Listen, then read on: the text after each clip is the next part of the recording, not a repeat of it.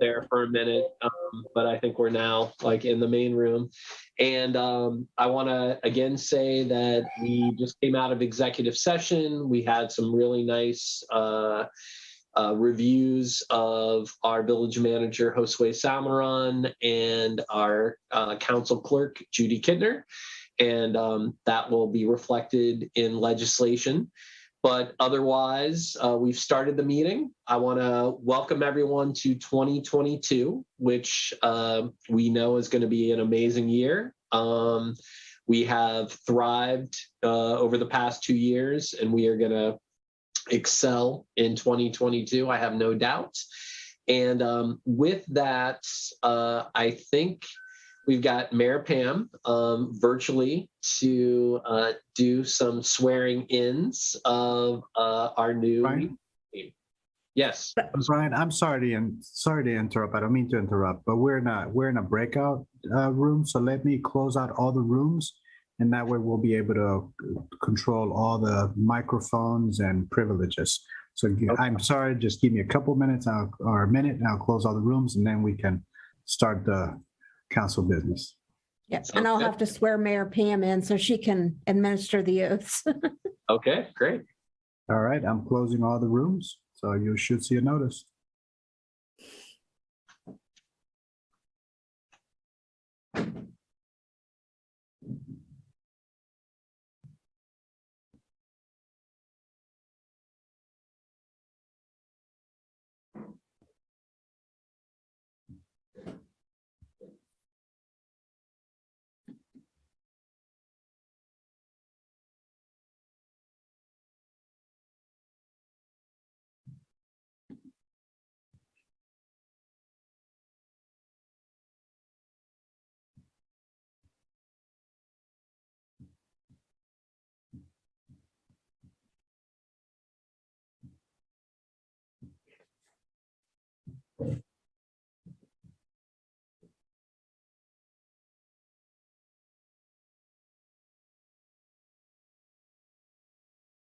Be live. Okay, Lacey is in. So, right. So, all right. So, Lacey, are we good to go? All right, cool. All right, so I will say for a third time that welcome everyone to 2022 and your first council meeting. And we are just coming out of executive session, had some great reviews with Josue, our village manager, and Judy, our council clerk. And we'll be talking about that as we get into legislation. Otherwise, we are ready to pick up with the meeting. And I think the first thing that we want to do is have our village solicitor, Brianne Parcels, swear in our wonderful Mayor Pam Canine, who will then subsequently swear in your council members. So, Brianne. I will ask Mayor Pam to unmute then. All right. Mayor Pam, if you would raise your hand and repeat after me. I solemnly affirm that I will support the Constitution. I solemnly affirm that I will support the Constitution. And will obey the laws of the United States and the state of Ohio. And will obey the laws of the United States and the state of Ohio. And that I will in all respects observe the provisions of the charter and ordinances of the Village of Yellow Springs. And that I will in all respects observe the charter and ordinances of the Village of Yellow Springs. And will faithfully discharge the duties of the office of mayor. And will faithfully discharge the duties of the office of mayor. Congratulations, Mayor Pam. Thank you very much. It is my honor. It is my honor to serve this fine community. And now, for the council people, the moment we've all been waiting for. And we're going to start with the newest council person. I wanted this on video and audio so we could get it as part of the record. I think it's important that the public has a chance to see and review their legislators. With that in mind, Carmen Brown, are you ready? I'm ready. with your right hand in the air. Repeat after me, please. I solemnly affirm I solemnly affirm that I will support the Constitution that I will support the Constitution and will obey the laws of the United States and will obey the laws of the United States and of the state of Ohio, and of the state of Ohio, and that I will in all respects and that I will in all respects observe the provisions of the Charter observe the provisions of the Charter and the ordinances of the Village of Yellow Springs, and the ordinances of the Village of Yellow Springs, and will faithfully discharge the duties of, and will faithfully discharge the duties of drum roll, wait for it, the office of Village Council. the office of Village Council. Congratulations, Carmen. Thank you. Yes. Next up, Kevin Stokes. Okay, I'm ready. All right, right hand in the air. Yep. Yet it is. I solemnly affirm I solemnly affirm that I will support the Constitution that I will support the Constitution and obey the laws of the United States and will obey the laws of the United States and of the state of Ohio, and of the state of Ohio, and that I will in all respects that I will in all respects observe the provisions of the Charter observe the provisions of the Charter and the ordinances of the Village of Yellow Springs, and ordinances of the Village of Yellow Springs, and will faithfully discharge the duties and will faithfully discharge the duties of the office of Village Council. of the office of Village Council. Congratulations, Kevin. Thank you, Mayor. Now, double official. Indeed. And Brian Housh, are you ready, sir? All What's right, that? Brian. Yes. Okay. All right.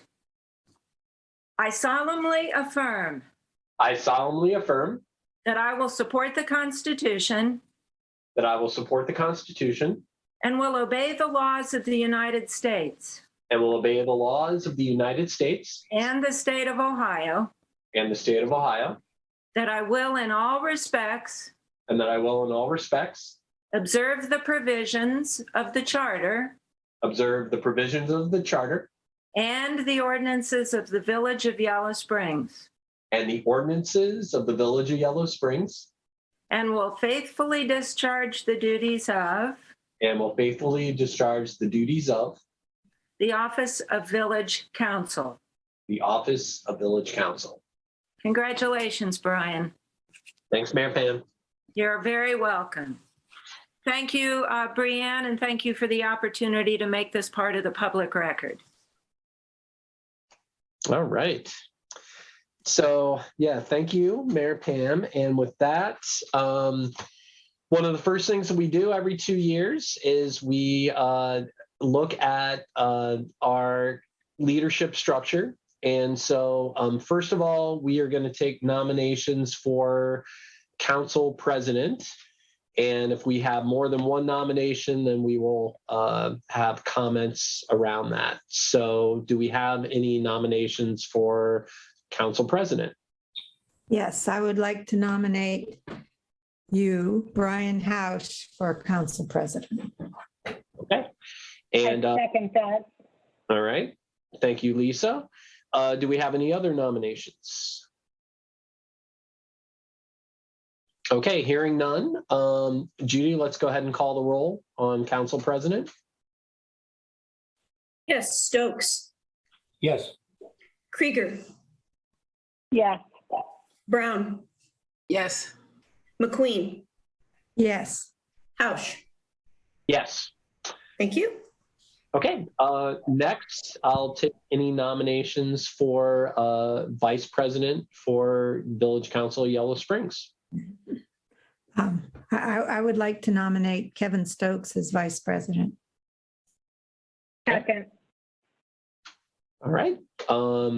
Any other nominations for vice president? Okay, hearing none. Judy, if we could call the roll. Yes, Brown, Yes. Krieger, Yes. McQueen, Yes. Stokes, Yes. Housh. Yes. Thank you. All right. Congratulations, Kevin. And I will say that, all council members take very seriously their leadership roles. And I believe that, our council president and vice president respect that and will continue to do so. So thanks so much. Next up, we are going to talk about any announcements. And I guess I will just mention a couple things and then turn it over. I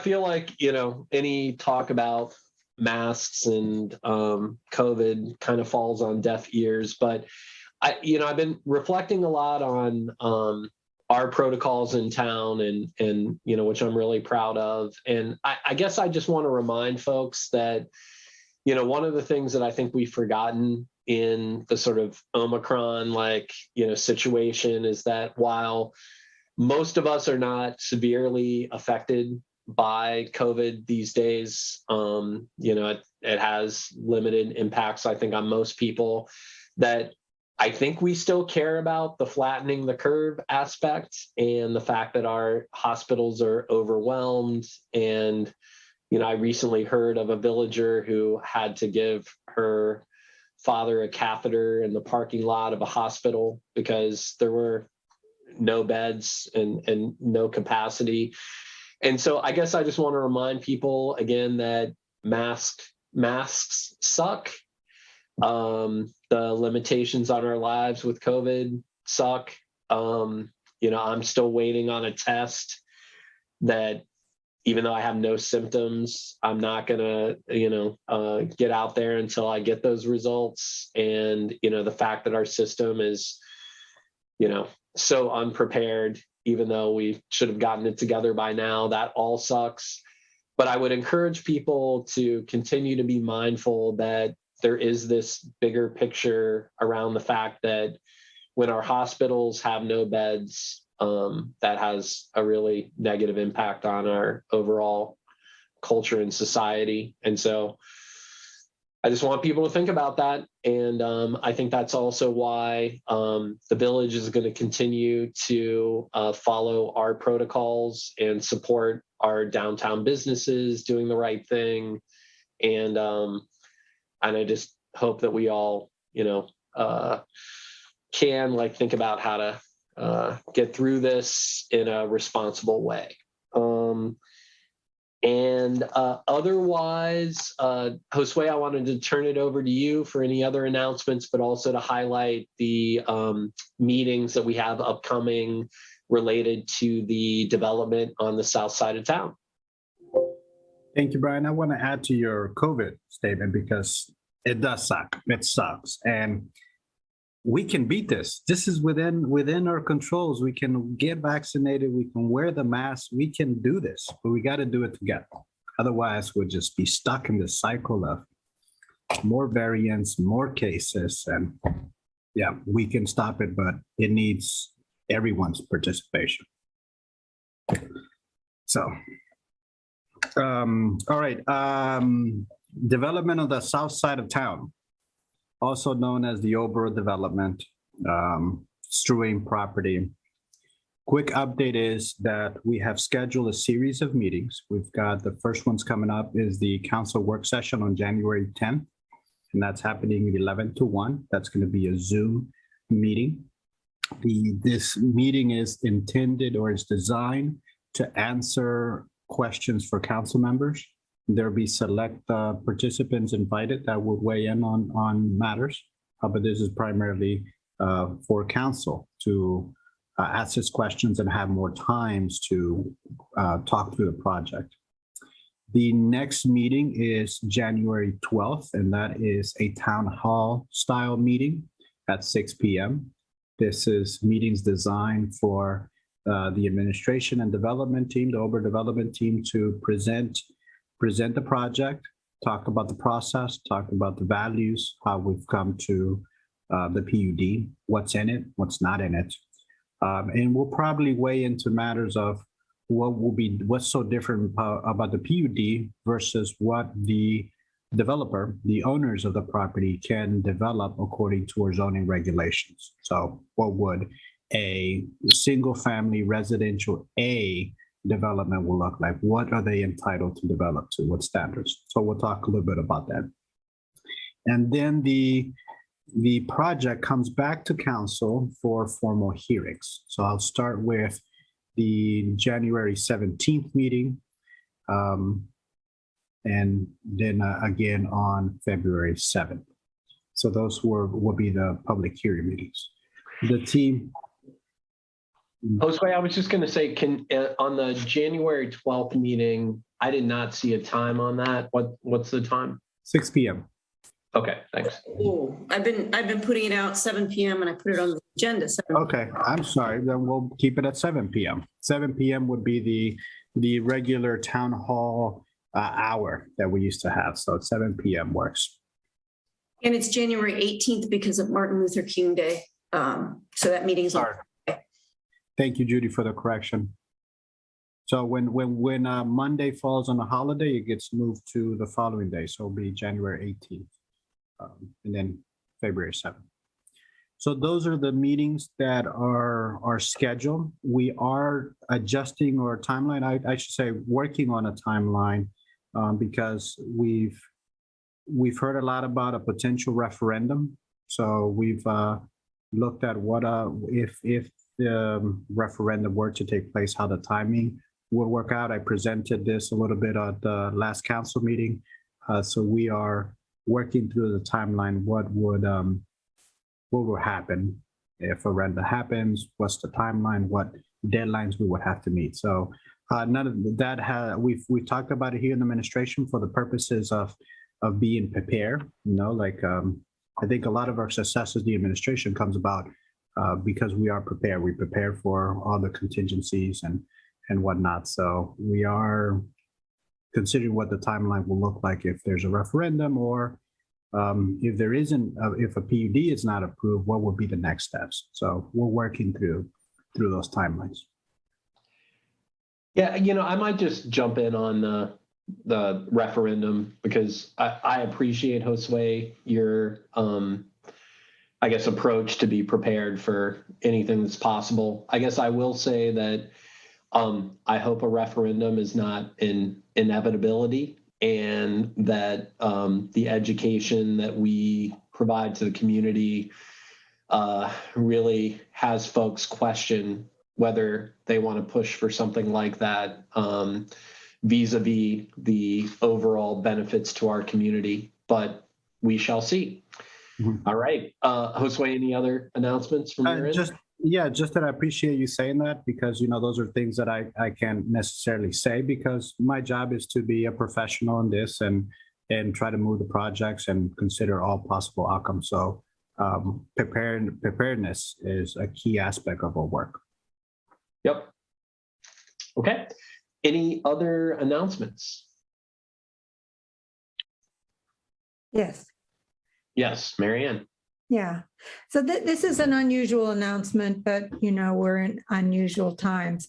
I want to recommend a video that's being shown on Netflix called Don't Look Up. It was done as it's not a comedy, but it was done in regards to climate change, actually, and the response of national governments and businesses in response to that before COVID hit, but it applies equally well to COVID. And I would just recommend people watch it because it's a pretty serious, unusual look at an extremely serious topic. I will second that, if you will. I sort of chuckled when you started mentioning it, man, but I agree. I've seen the movie, and it is a parody, but a lot of people that I've talked to were uncomfortable watching the movie because it felt so real. I mean, it's a parody about us, our inevitable end, but it feels too real for folks to laugh at it all the time. but it is meant to be a parody. And to that point, it is somewhat educational. And I would encourage people to consider, the reality of this make-believe movie. Thank you. Yeah, thanks, Marianne and Kevin. And here. Brian, I have a quick announcement. I yeah. know I normally don't jump on there, but January 10th at 5 p.m., the Ohio Housing Finance Agency is offering a virtual home buyer webinar. Since the village is committed to the goal of affordable housing, anyone who's interested in loan options offered by OHFA, down payment assistance, mortgage tax credits, interest rate discounts can sign up for that webinar through the Ohio Housing Finance Agency. Yeah, that's a great announcement, Brianne. And Philip, if we can make sure to highlight that on our social media, that would be great. Okay, any other announcements? Okay, then we're going to move into a review of the agenda. Anything we need to add, modify, or take away? All right, if not, then Marianne, I'd love for you to walk us through the petitions and communications. Can I back you up to do the approval on the consent agenda for the 20 minutes? Yes.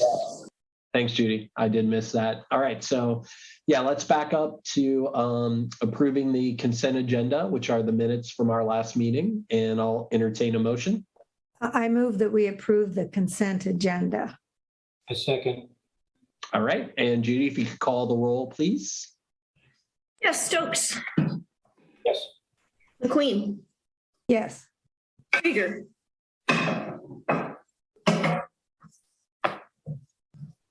Krieger? I see your lips moving. Yes. Thank you. Brown? Yes. Thank you. And Housh? Yeah. Thank you.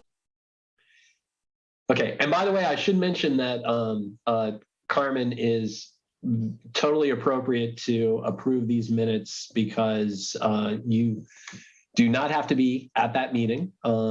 By reading those minutes, that approval is totally in line with Robert's rules. All right, so Marianne, petitions and communications. Yes, we got a communication from Lori Askelin with suggestions regarding downtown parking. Communication from Sue Augustus and Judy Fours in support of the Oberer planned PUD. From Brittany Baum in opposition to that PUD. Communication from Ruth Darrow with questions about the impact PUD would have on our well fields. We got communications from Nick Budis and the Glen Helen board with concerns about potential proposed parking near the Glen that could negatively impact the Glen and its ability to raise money through parking. Communication from Sue Parker in support of the Oberer PUD. Communication from Bernadine Parks regarding parking around Mills Lawn, opposing diagonal parking around Mills Lawn. A communication from Matt Ruska with some ideas about downtown parking. One from Marsha Walgren, concerned about the need for increased downtown parking options and increase in the budget for parking by the village. Communication from Carol Young, what was actually a photograph of Phillip Street that showed one car parked there on a Sunday afternoon. And the last communication was from Linda Keaton, concerned about unhoused people during the winter in Yellow Springs and wondering if the Yellow Springs Motel at the south end of town could be used for that purpose. And that's all. All right, thanks so much, Marianne. I feel that I need to say, something about the parking issues, because I think it does relate to what we're going to talk about with goals and things that need to happen moving forward. Because, you know, when we do make budgetary allocations, we want to really have a good plan for that. And I will say I've consistently heard about how we've studied parking to death. I will highlight that all the folks that have indicated all these parking studies that are apparently out there have not been able to produce them. And while I do appreciate that we've taken in a lot of anecdotal evidence, you know, about people's opinions on parking, I don't believe we've ever done a study, at least not in the 8+ years that I've been on council. And so I think it's important to keep in mind that there are a lot of things that we can do in the short term that I think we do want to put together some folks to really look at signage and other like options, including existing parking that's not used on the weekends so that we don't have to lay more asphalt down and whatnot. But I guess I do want to caution like folks to, you know, really think about the fact that a lot of these issues have not been studied in the way that I think would be most productive for our community. And in fact, we even had a letter in our packet last week that highlighted the contradiction between the fact that, you know, some people say that we have ample parking, some people say we need more parking. And that is why this is not an easy issue, but it is an issue that your council has agreed to tackle. And while there is no such thing as a Johnny Burns budget, we want to work on the money that we've allocated in the short term and ultimately figure out the best ways that we can balance all the concerns of our local businesses and our community members. So stay tuned. This will definitely be on upcoming agendas. So with that, we're going to move into legislation. And first up, we've got Ordinance 2021-01, and this is a first reading. And Judy, we can do that by title only, please. All right, this is adopting flood damage recommendations from the Ohio Department of Natural Resources. All right, can I get a motion? So moved. Second. Okay, and we've got a second. So Josue, is this one that you're going to tell us what we're doing? I can. These are state mandated floodplain regulations that are sent over to us to adopt. Just some background. We are part of the floodplain planning process now because we've annexed the Glens, and the Glens is in the floodplains. I think it's and Brianne and Denise are here today, and I can go into the details. But it is important for our community to adopt these state mandated regulations as part of our floodplain management. Brianne, is there anything you want to touch on the insurance issues? Sure. From a property perspective, we had the floodplain regulations, and these are critical for participation in the National Flood Insurance Program. They have to meet the state guidelines, and FEMA redraws the maps every so often, and then issues that to ODNR for compliance checks. So when we're talking about participation in the National Flood Insurance Program, that is something that we have to meet the state guidelines or be more stringent. Well, when we redid them in 2013, it made sense to put them in the zoning code. But now that we have our own building department again, it is more of a building regulation than a zoning regulation. So the way that it's drafted is that we will, because part of this involves legislation that was brought under zoning, it will have to go through the Planning Commission at some point to reconcile the district based on the new FEMA map. However, this is a building regulation that the state is saying you must comply with in order to participate in the National Flood Insurance Protection Program. Okay, thank you guys. Any other questions or comments? This is Lisa. I have two questions. Oh, Mary Ann, go ahead. Yes, I want to have included in the packet for next time the areas in Yellow Springs and the Glen that are now considered in the floodplain. So we have a better understanding of what we're talking about. I also We can do would that. I'd also like to have a bit more understanding of what we had and what it sounded like we had something and we got rid of it and something else, just some more of that history explained for next time. Thank you. Okay, Lisa? Ditto.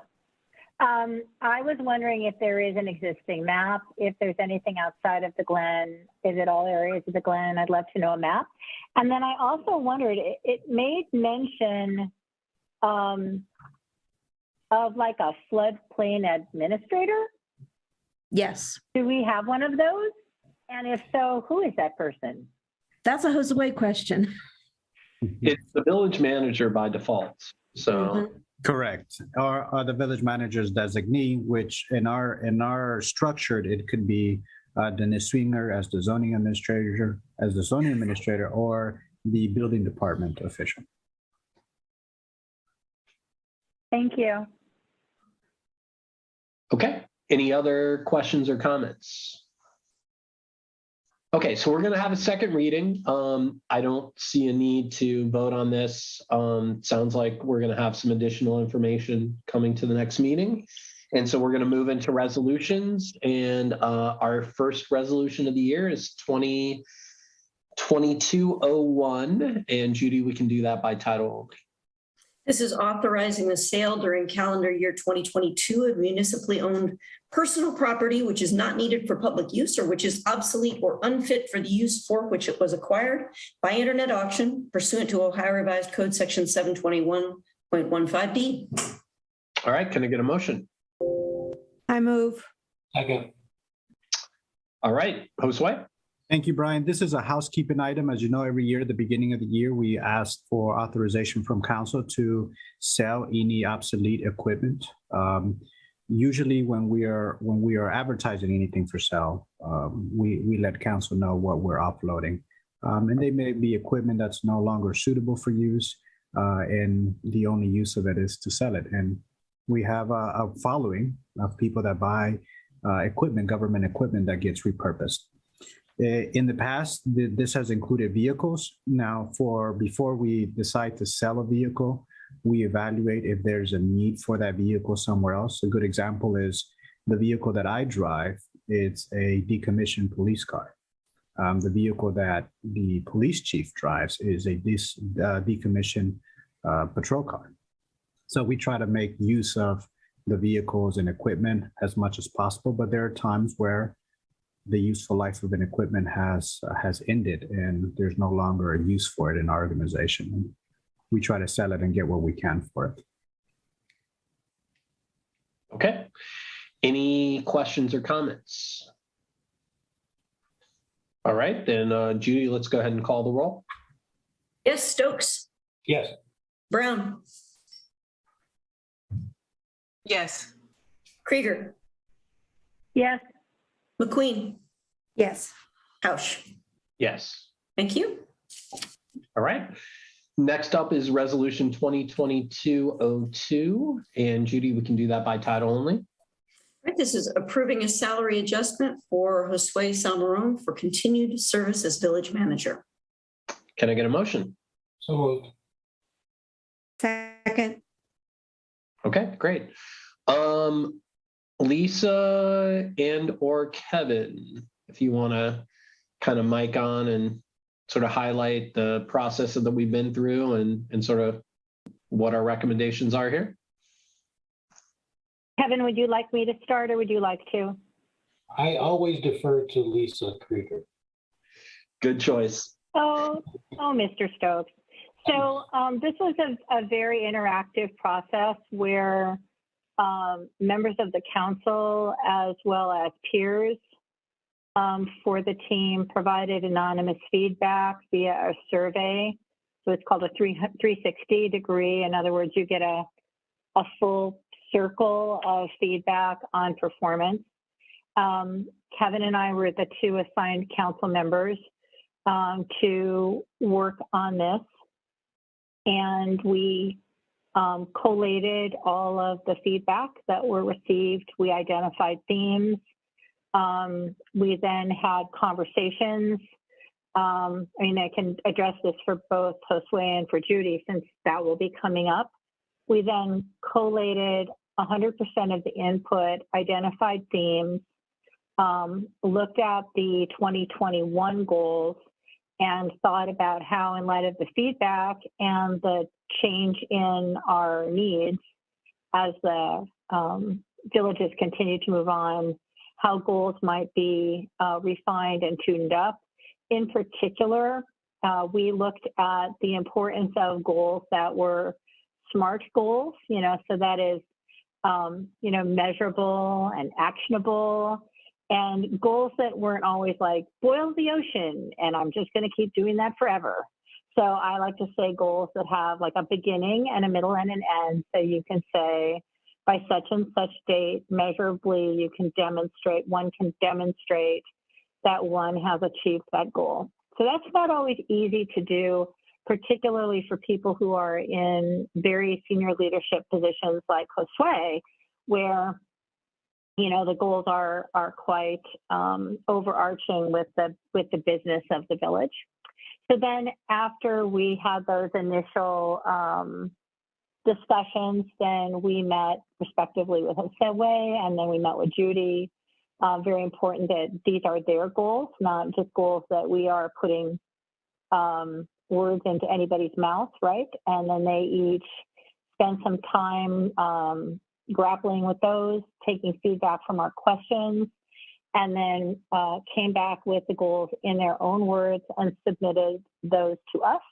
And that's the process that we went through to do the performance evaluation for 2021, as well as goal setting for 2022. Kevin, have anything to add?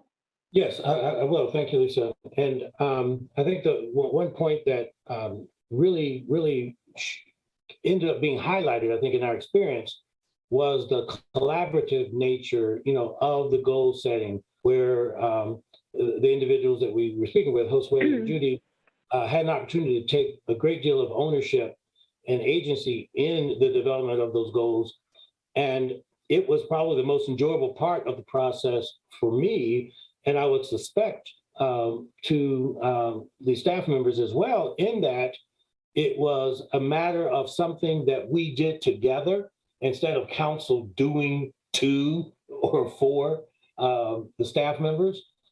And I think, as I said earlier in a different venue, I really look forward to the feedback we get from Judy and Josue as we check in with them, if you will, throughout the year and check on progress towards those goals. And again, I think what we'll find from them is how much of a pleasure it is, to do your job and know that the folks that are evaluating you are your partners in that effort, as opposed, to some robber barons who are, forcing things on you. So it was a good process. I think we, in the spirit of continuous improvement, I think we can continue to look at how we can continue to improve the process to make it better.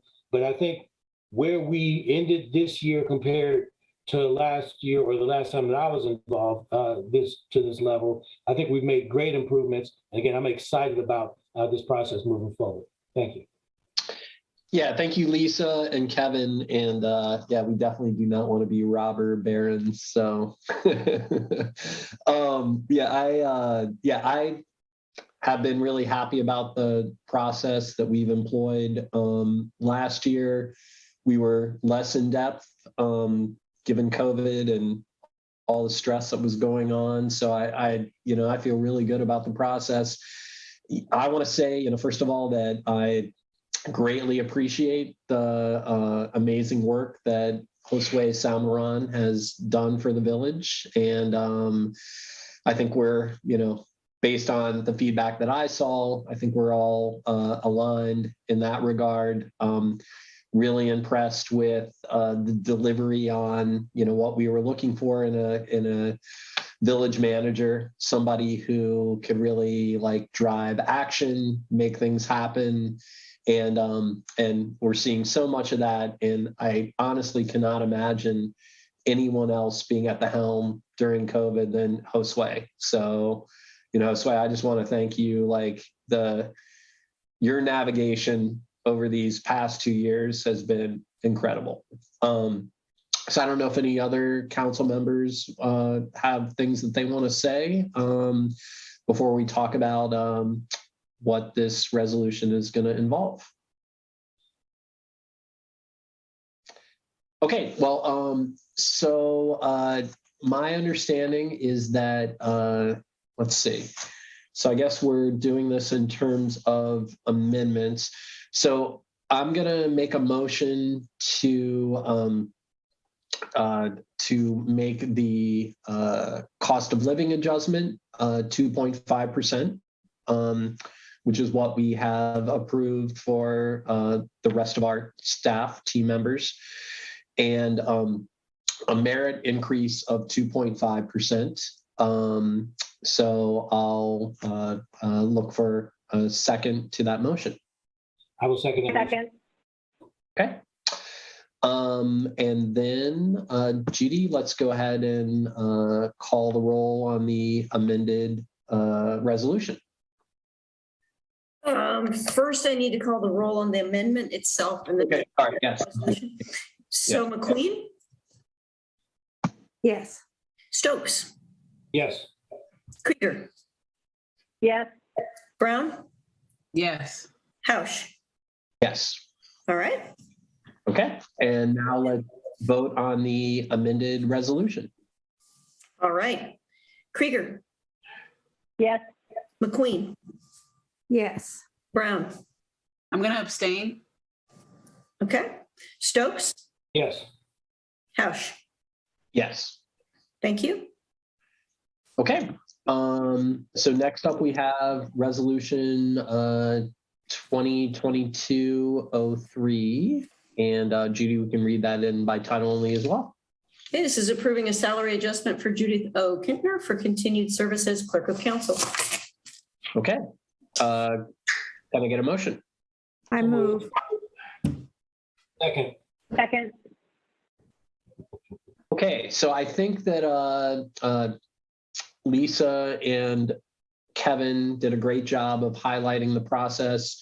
I don't know if there are any other thoughts that folks want to add related to our amazing Clerk of Council. Well, we certainly can agree that she is amazing. As Judy alluded to in earlier discussion, there was,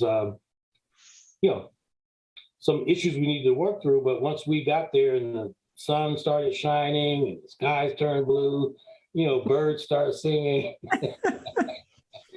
But it was a very, very good process. And again, that interpersonal communication, the time we spent talking to Judy and to Josue, it was fun compared to some of the other work that we were doing to get to that point.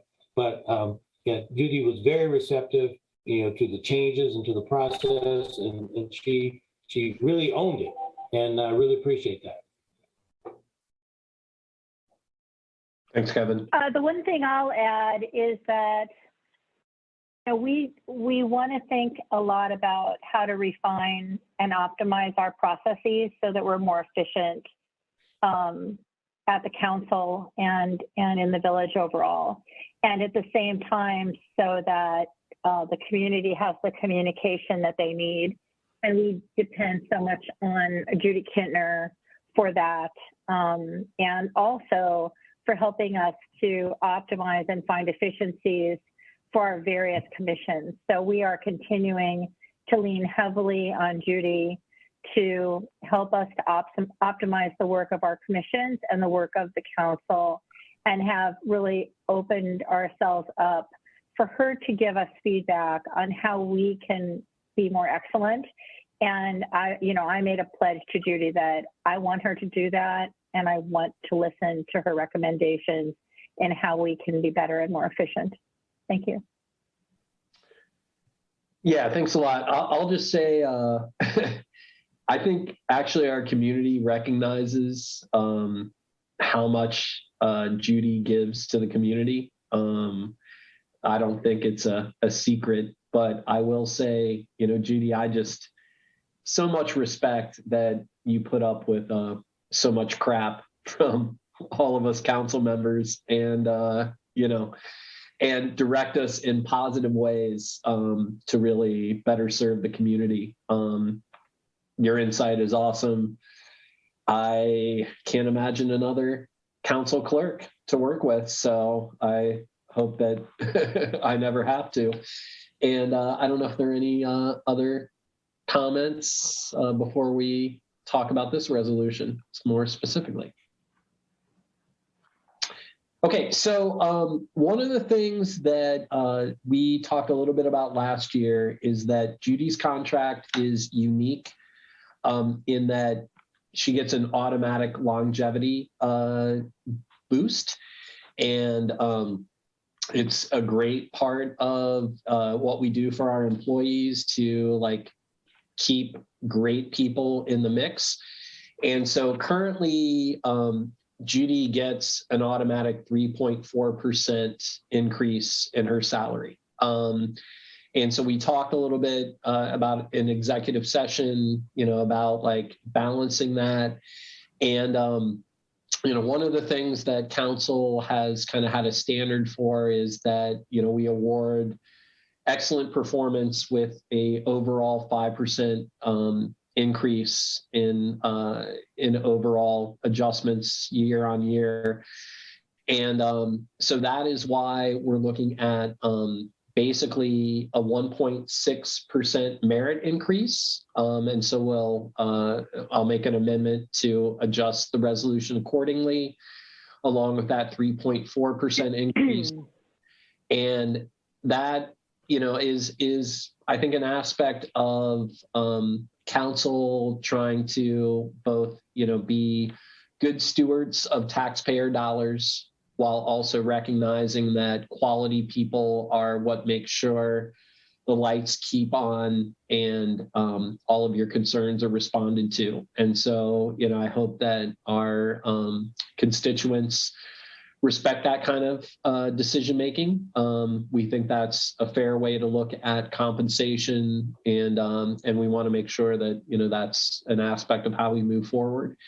So I'm going to make a motion to amend the resolution to include a 1.6% merit increase for Judy Kintner.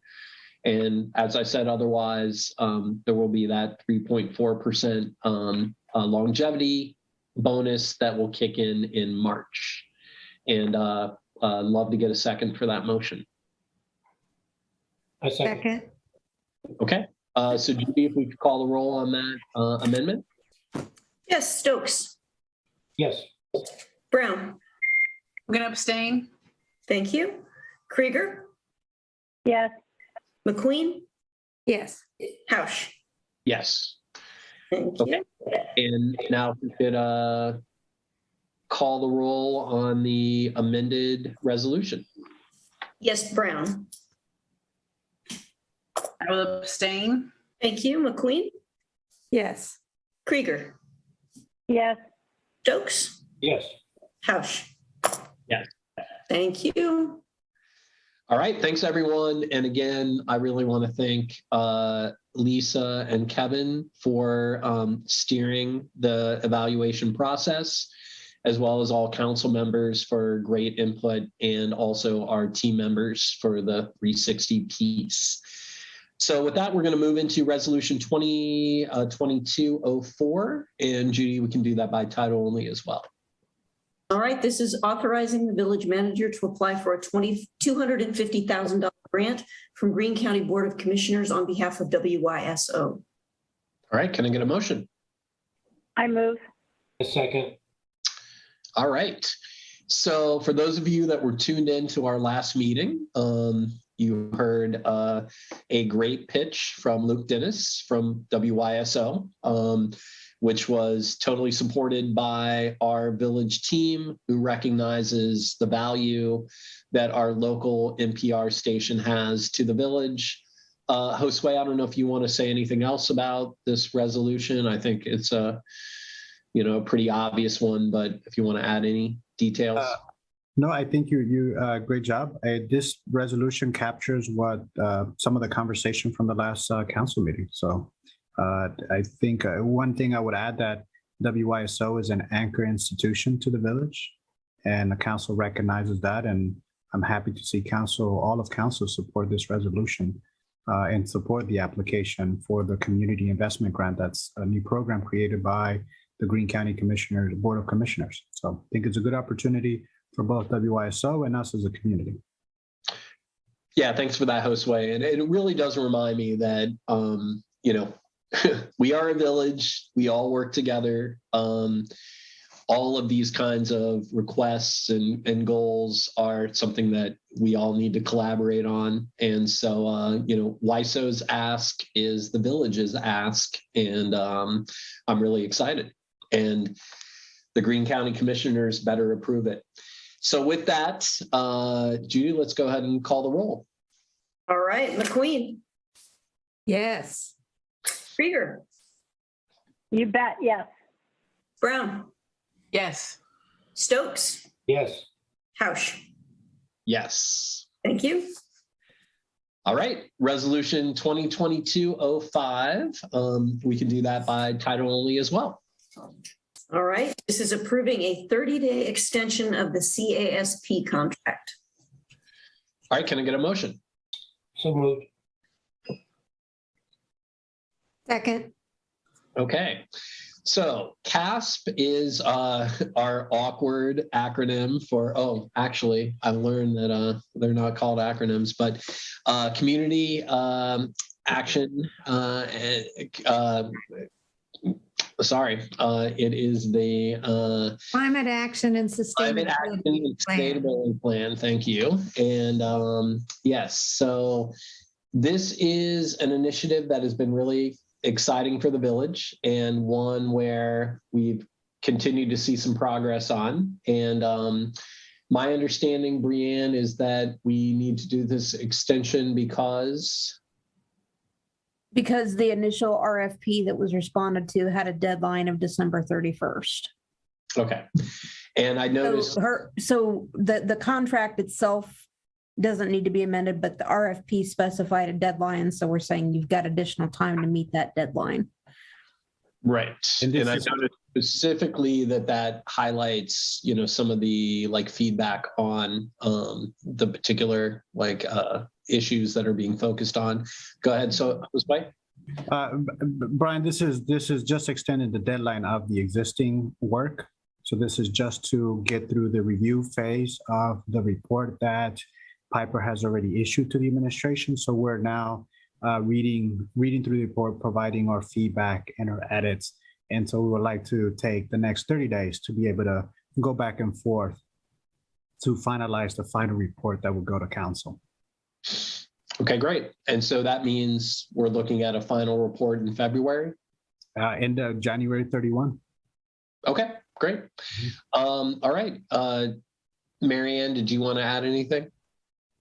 Well, initially, this was to be a 6-month project, and it was supposed to start at the beginning of July, but because of things that happened, it didn't start till August. So that was why it got squished to 5 months, but initially it was supposed to be 6 months. Correct. Okay. Great. I think this makes a lot of sense. And if there are no other comments, then Judy, let's go ahead and call the roll. All right, Brown, Yes. Stokes, Yes. McQueen, Yes. Krieger, Yes. Housh. Yes. Thank you. Okay. And our last piece of legislation, 2022-06. I'll just read it for you, Judy. 2022 Village Goal. Can I get a motion? Yes, I move. Second. Okay. I just want to say I read through these goals again several times today, and I'm not only really impressed about the process, which I really appreciate was aligned with our budgeting process, but also the thoughtfulness around the initiatives is amazing. I think that, moving forward, we have to really think about assigning goals. I had mentioned some things about parking earlier.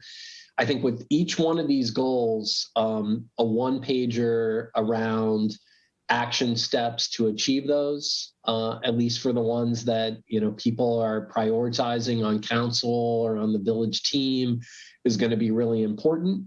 But I mean, it's an amazing statement for our village, and it really continues our action around improving quality of life and delivering on our village values. So I don't have a lot more to say, but I think that it's an amazing document. And, I guess I will keep in mind that, Village Goals is one of those documents that continues to develop throughout the year. So approving this is not, sort of signing off and it's done. It is a living document.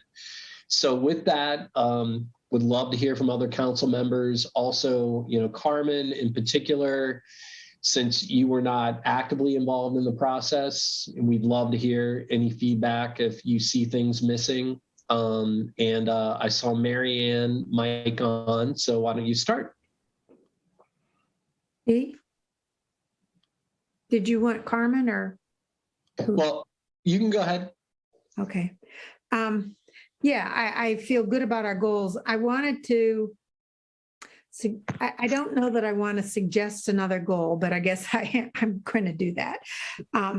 In 2010, I think it was 2010, the village and the township worked together on envisioning Yellow Springs, Miami Township. And it happened, I think it happened before we did our comprehensive land use plan. At any rate, having looked at the draft of the climate action plan that Piper has submitted, having been working with the habitat team that includes the Glen and Tecumseh Land Trust and Agraria, and having been working more with Agraria, I think it's time that we start thinking about the relationship with Yellow Springs and the township, and specifically the relationship with Village Council and the township trustees.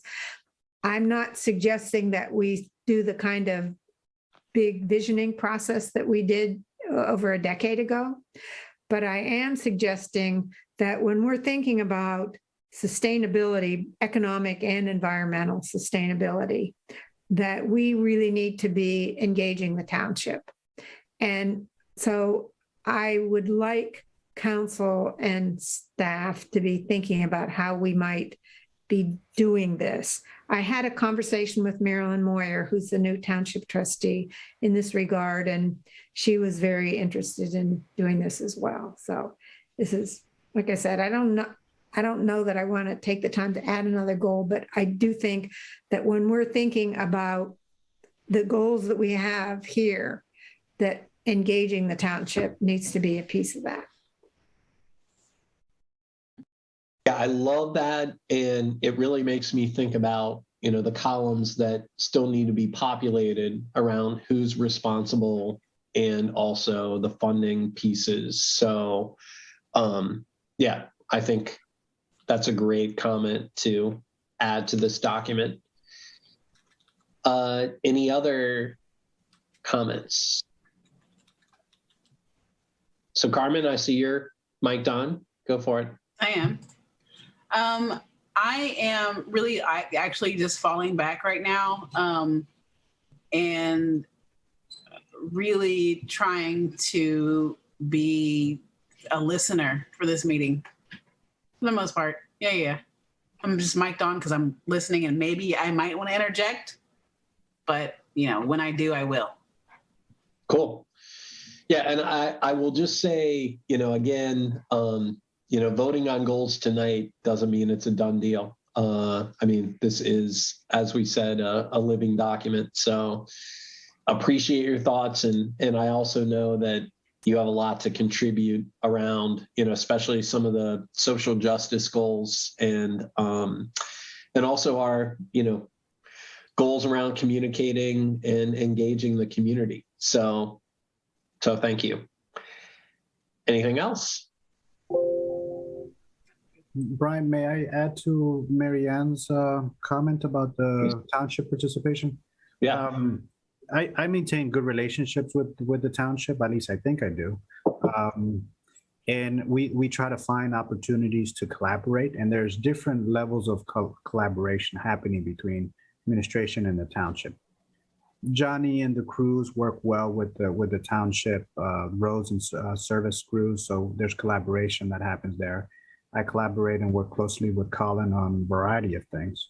But there are items that need a lot more work. And I think there were several instances where I presented to council the need to protect some of the village assets. For example, the village well fields.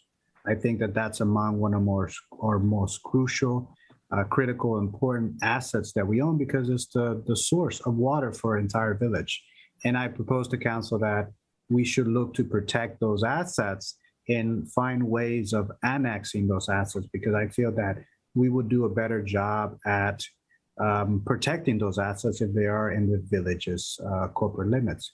And part of that, what feeds that recommendation is it's a concern. It's a concern that I'm not sure how well our assets will be protected in the township. And that's an example that maybe I'm just wrong. I have wrong information. But it's clearly those are things that we need to collaborate on because it's in the interest of all of our communities. So there, I can give more examples of how we will benefit from a better planning and better partnership with the township. So I just want to reiterate that I'm in support of Mary Ann's recommendation to look at more strategic planning and collaboration with the township, because together we will accomplish more. Yeah, thanks for that, Josue. Much appreciated. Any other thoughts?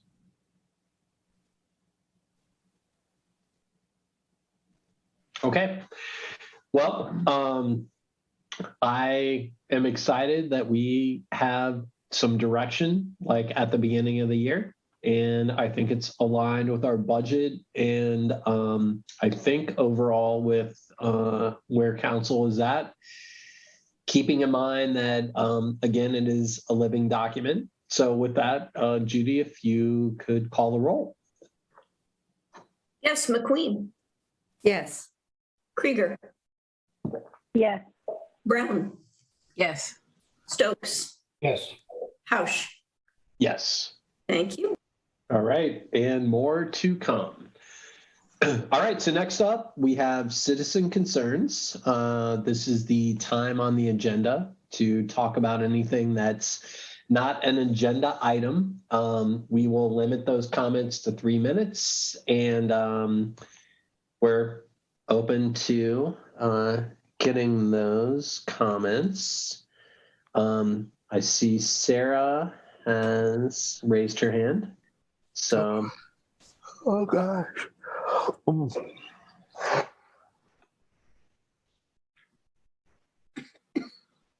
All right. And sorry, I think I need to mute somebody as well. All right. Sarah.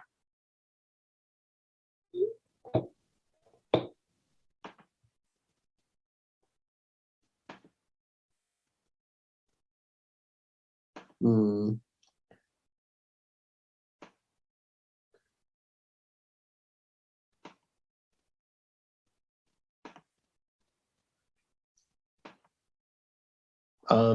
So Josue, I'm not sure if I'm like not doing what I need to do, Okay. but Sarah, are you able to unmute? I've given you access to mic on.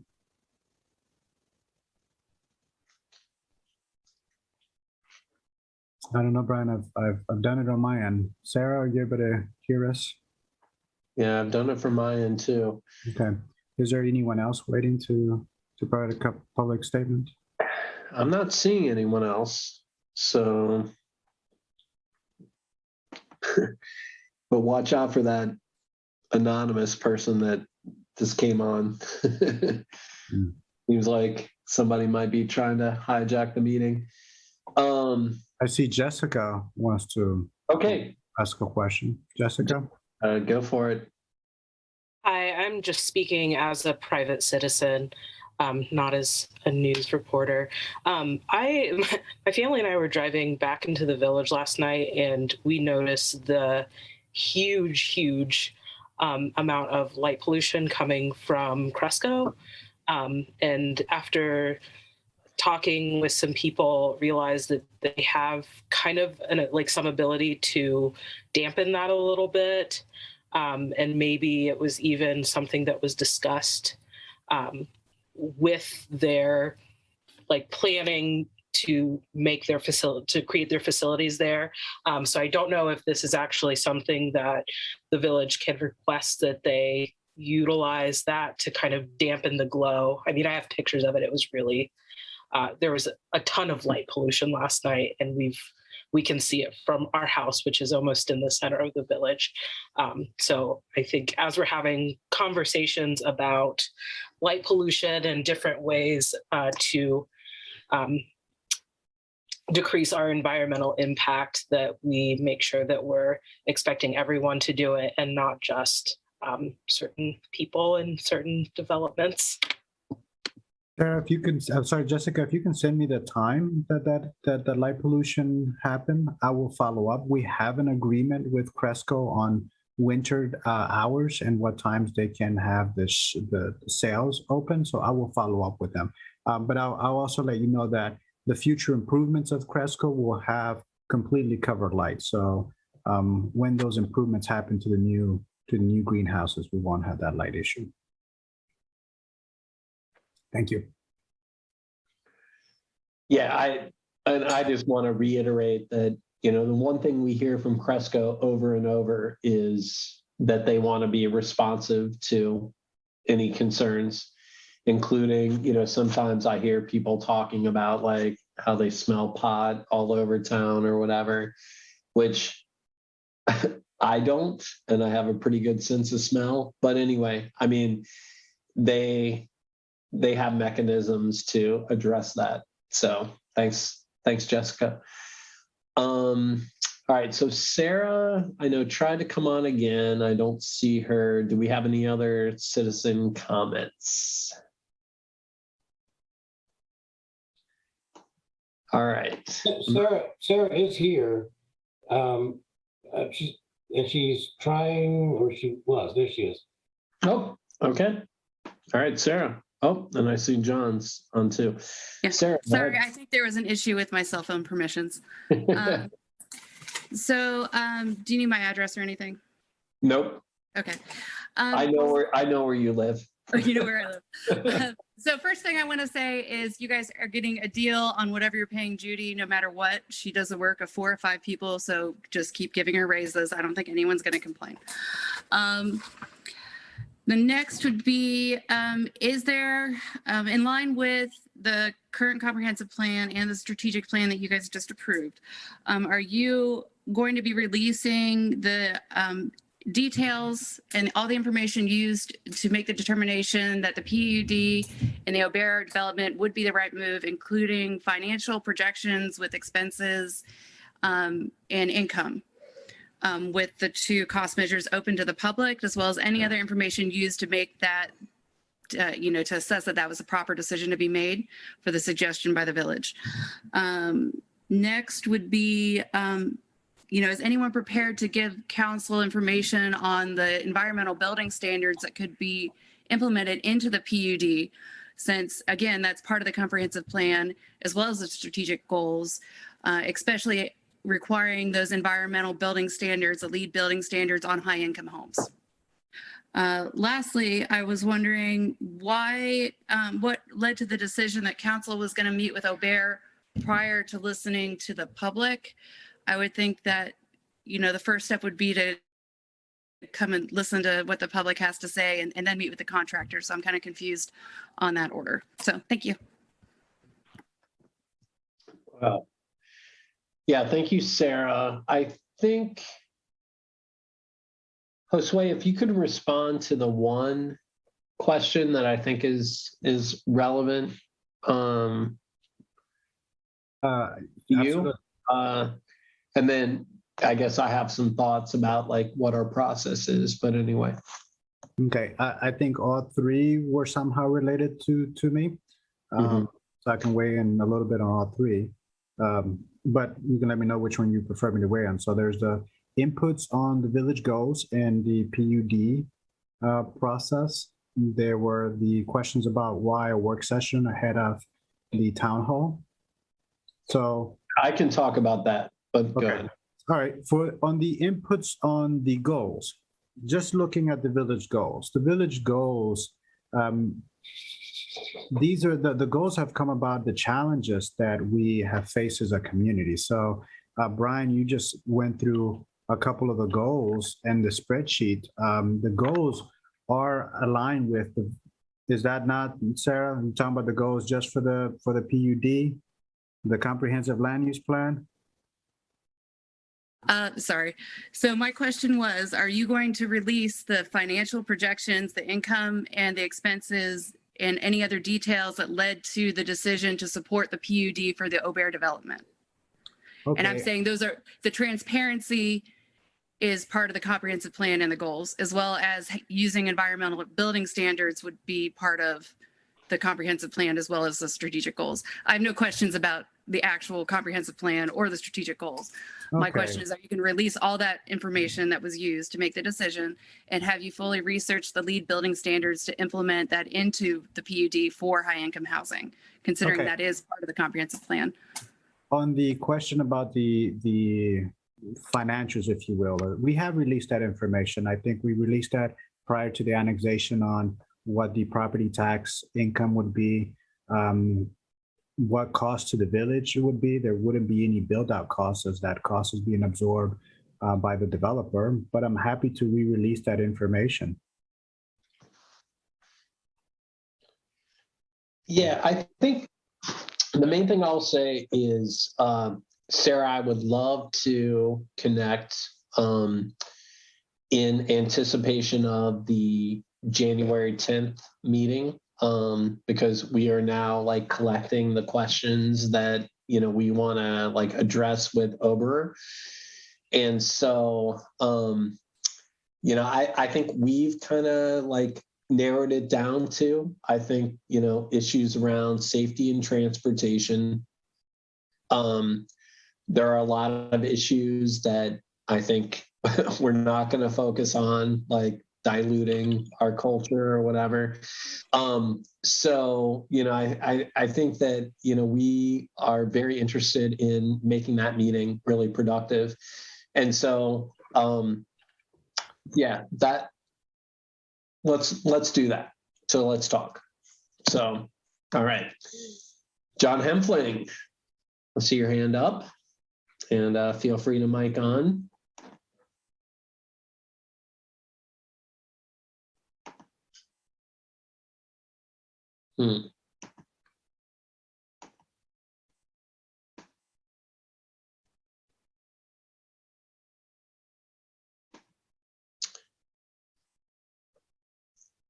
All right, I think we got you, John. Well, at least we got your video. All right, so now we need you to mic on. Sorry, can you hear me now? Yeah. Yes. Okay. So first of all, I just wanted to, so basically, I'm speaking about the improvements in how the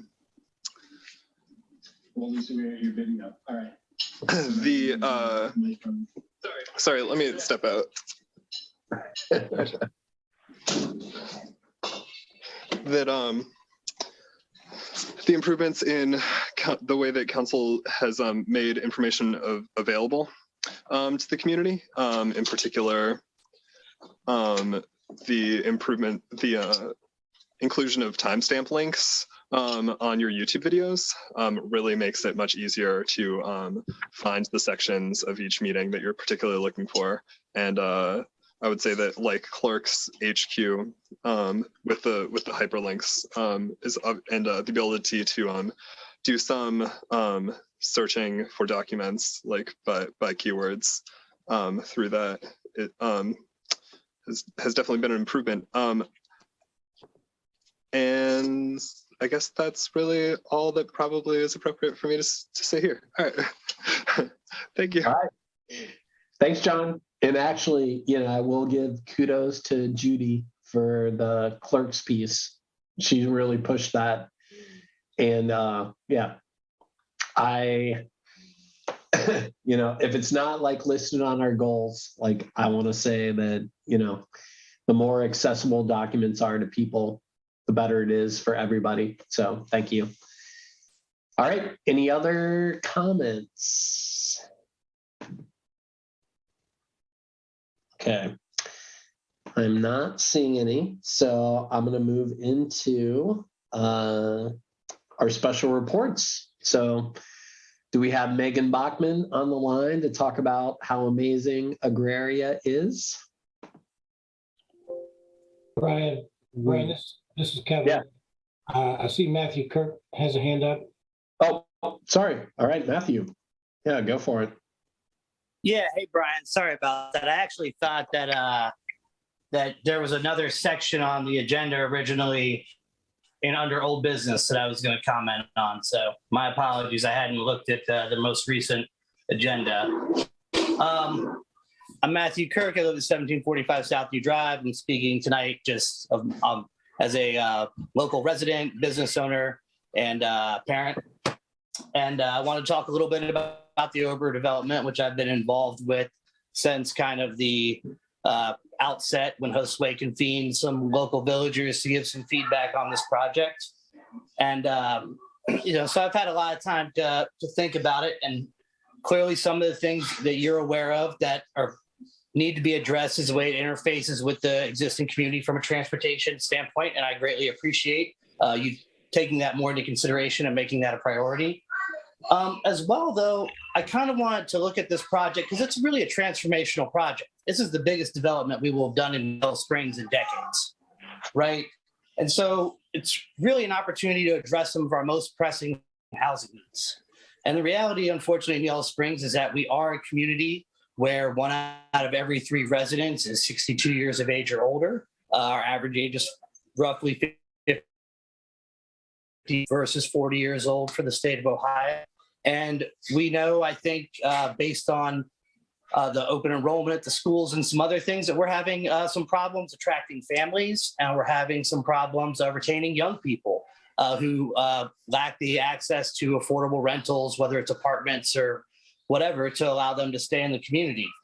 And I think that this project, as it's envisioned under the PUD, actually is shifting the focus more towards a senior population, which is very well served in the community. For instance, a lot of the things like duplexes, townhouses, those are lower maintenance properties that really appeal to somebody. And they're at a price point where you're going to have means. At the same time, single family homes, in the name, are great at attracting single families. One thing's about these communities where, they have the quote unquote ugly houses, they also have tons of kids.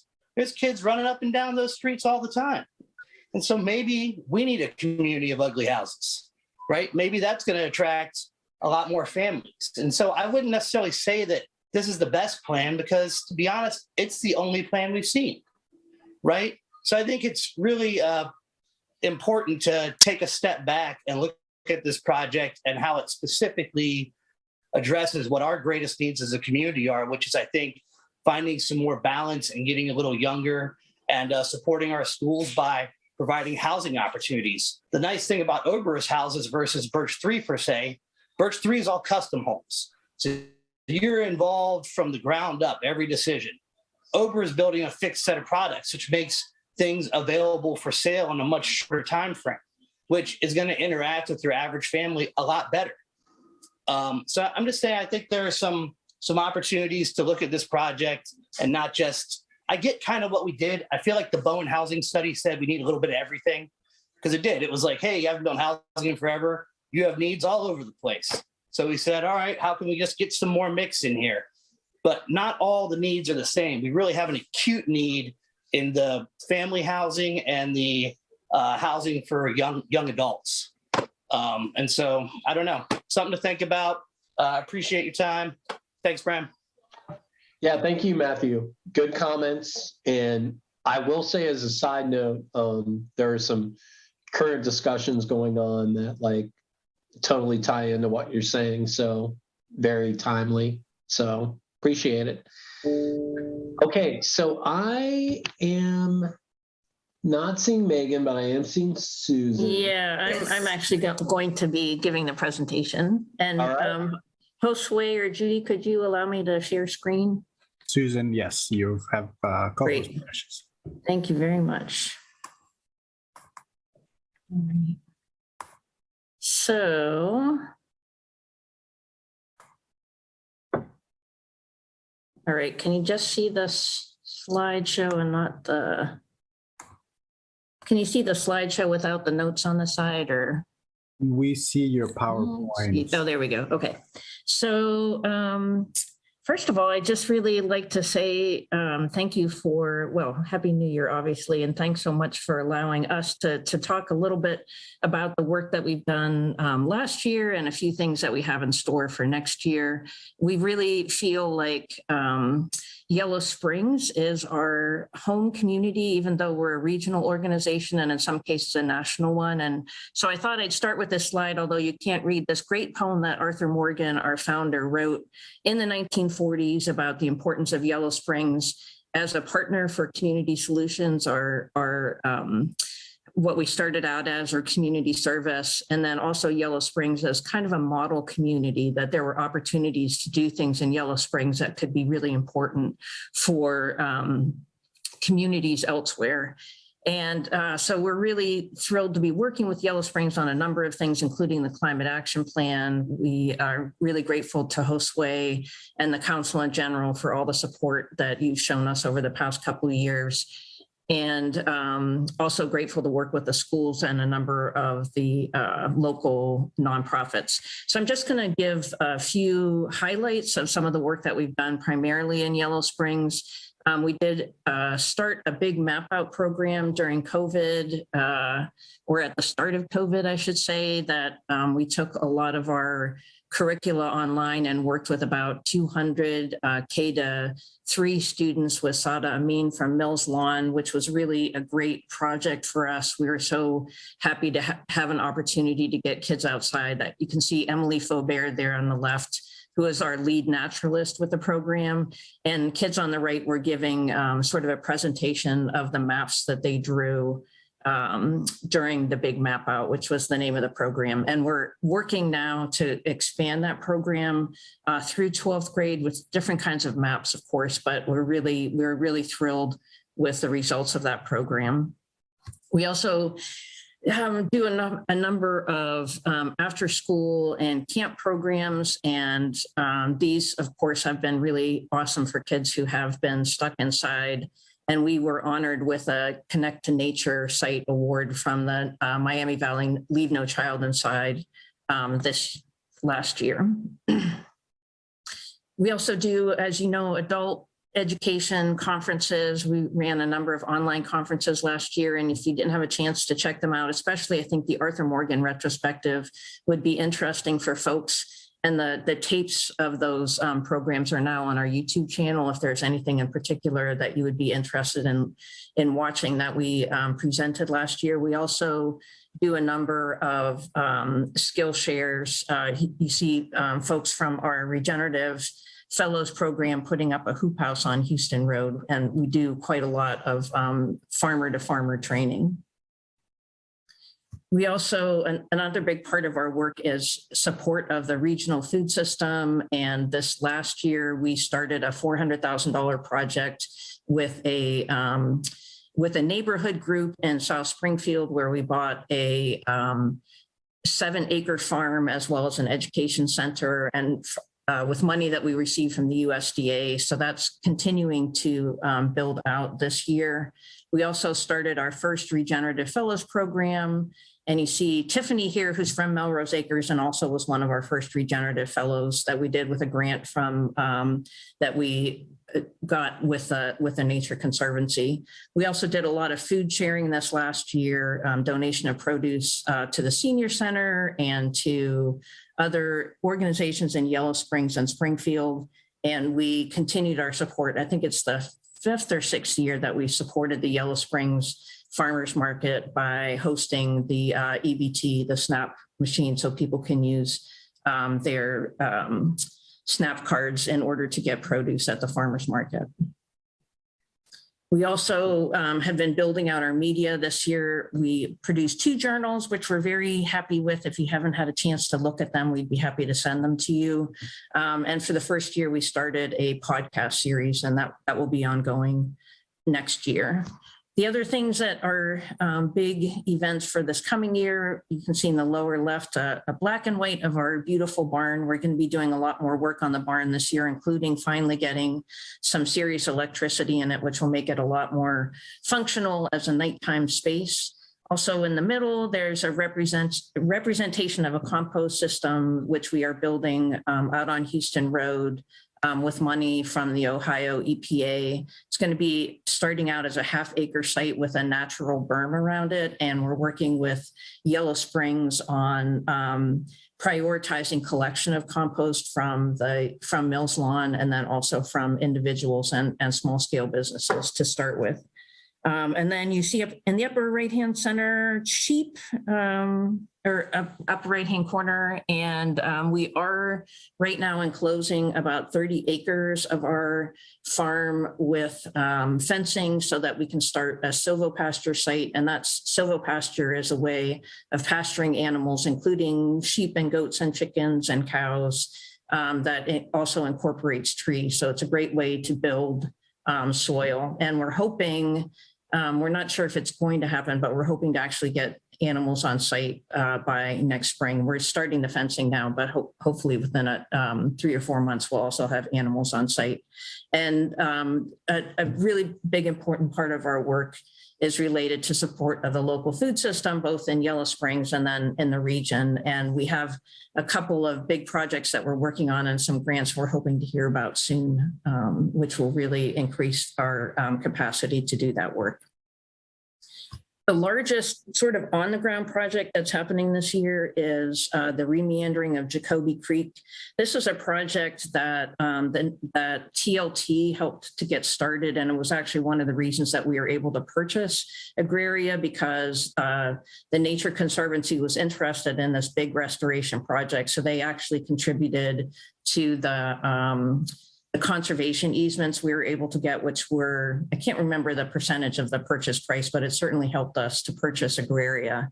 So those of you who are not familiar with the footprint of Agraria, the red line is the borders of at least our original 128 acres. We've since added acreage onto our land. In the upper left-hand corner, that, oh, good, my cursor, you can see maybe that red line, the short red line is along East Dayton Yellow Springs Road. So most of our land is south of East Dayton Yellow Springs Road, and then also then east of our farmhouse.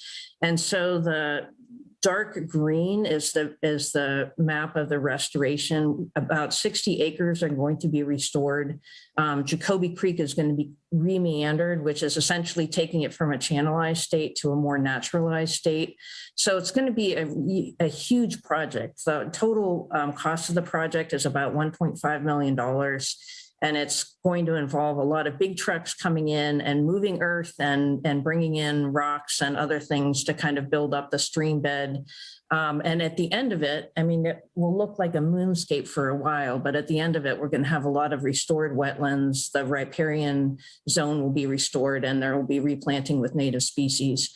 We have the company that is doing the work actually has a community liaison position that will be working with us. And we're really hoping to engage as many young people as well as, older citizen scientists in really exploring the restoration and helping us to think about what the impact is on the different natural communities that we hope to, whose habitat we hope to improve through the restoration. And then the other big project that we hope to do this year, in fact, I was looking at my notes that last year at this time or a little bit later in the month was when the village approved purchasing a strip of land from the school to help us complete a bike path, which we hope to do from East Enon Road to our barn. One of the main reasons that hasn't happened is that about a third of the bike path is contiguous with the project that I was just speaking about. And we always assumed that the Nature Conservancy project would happen before the bike path because it's just a lot of conjunct work, I guess, that needs to happen between the bike path and the Nature Conservancy. And because the Nature Conservancy project's happening about 2 years later than we anticipated for a variety of reasons beyond our control, we have had to put off the bike path, but we're still keeping our fingers crossed that we're able to do that later this summer or fall. And this is just a picture of an NCCC team that we had come in. They helped our team take out about 100 trees. And so essentially the path is pretty clear now, except for the actual laying down of the path. And that is all I have.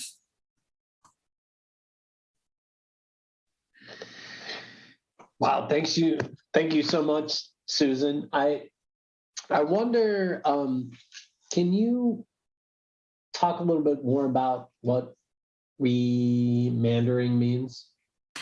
Oh, sure. Thanks for that really good question. So channelization of streams is something that has been done for a long time, but then like really aggressively since the advent of really big farm machinery after World War II.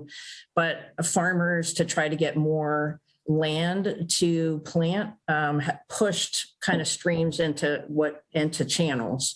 And the problem with that, most of you know the issues with Lake Erie, the algal blooms in Lake Erie, and then the dead zone in the Gulf of Mexico.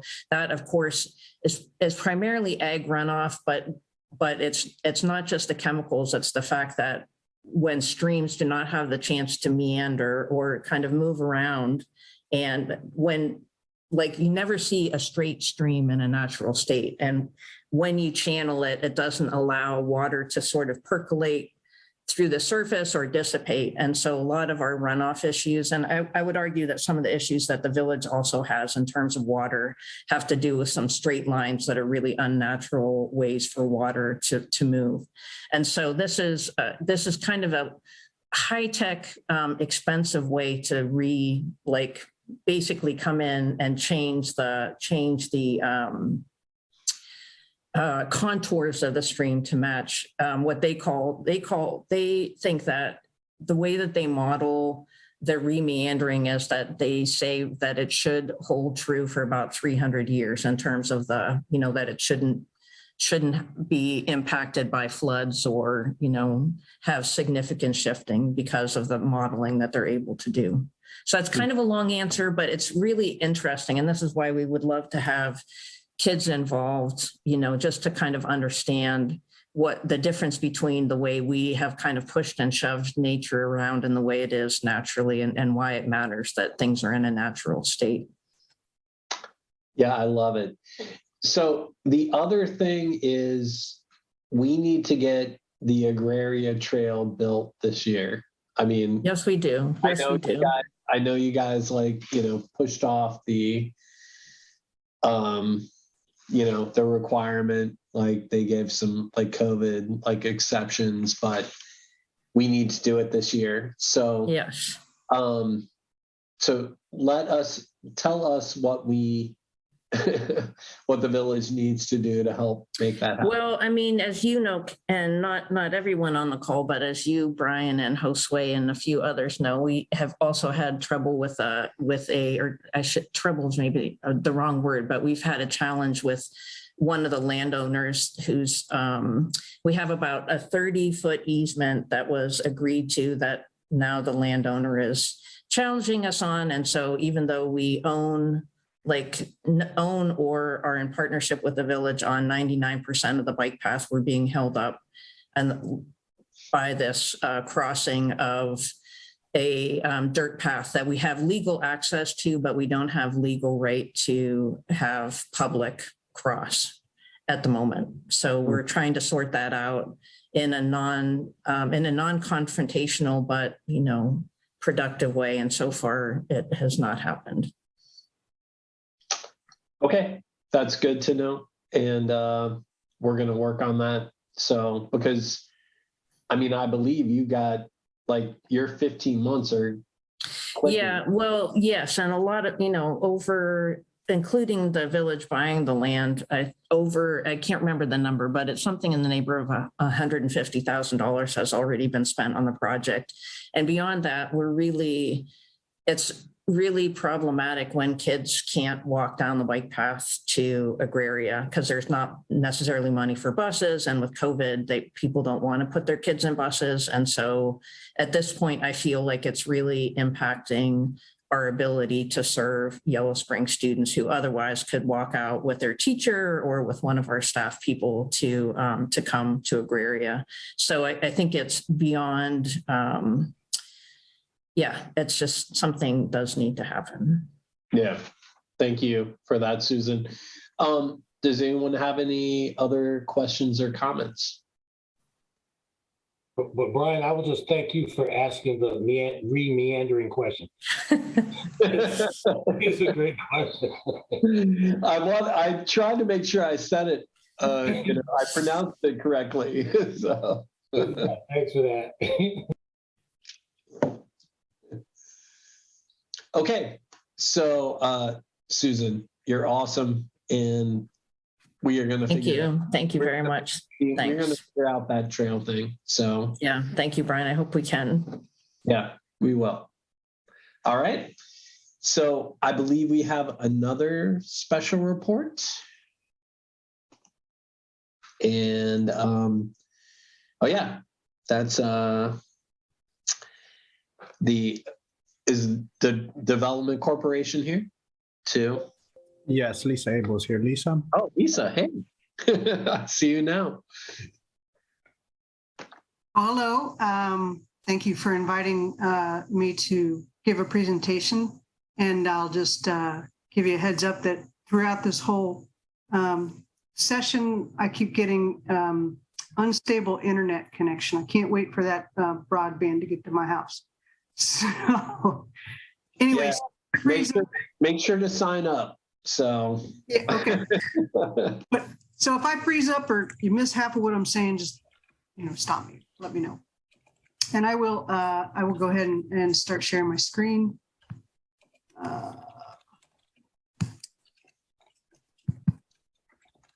Okay. So I also want to say I'm jealous, a little bit jealous of Agraria's ability to have a lot of photos. I didn't put any photos in here, so it's just a bunch of words, but here we go.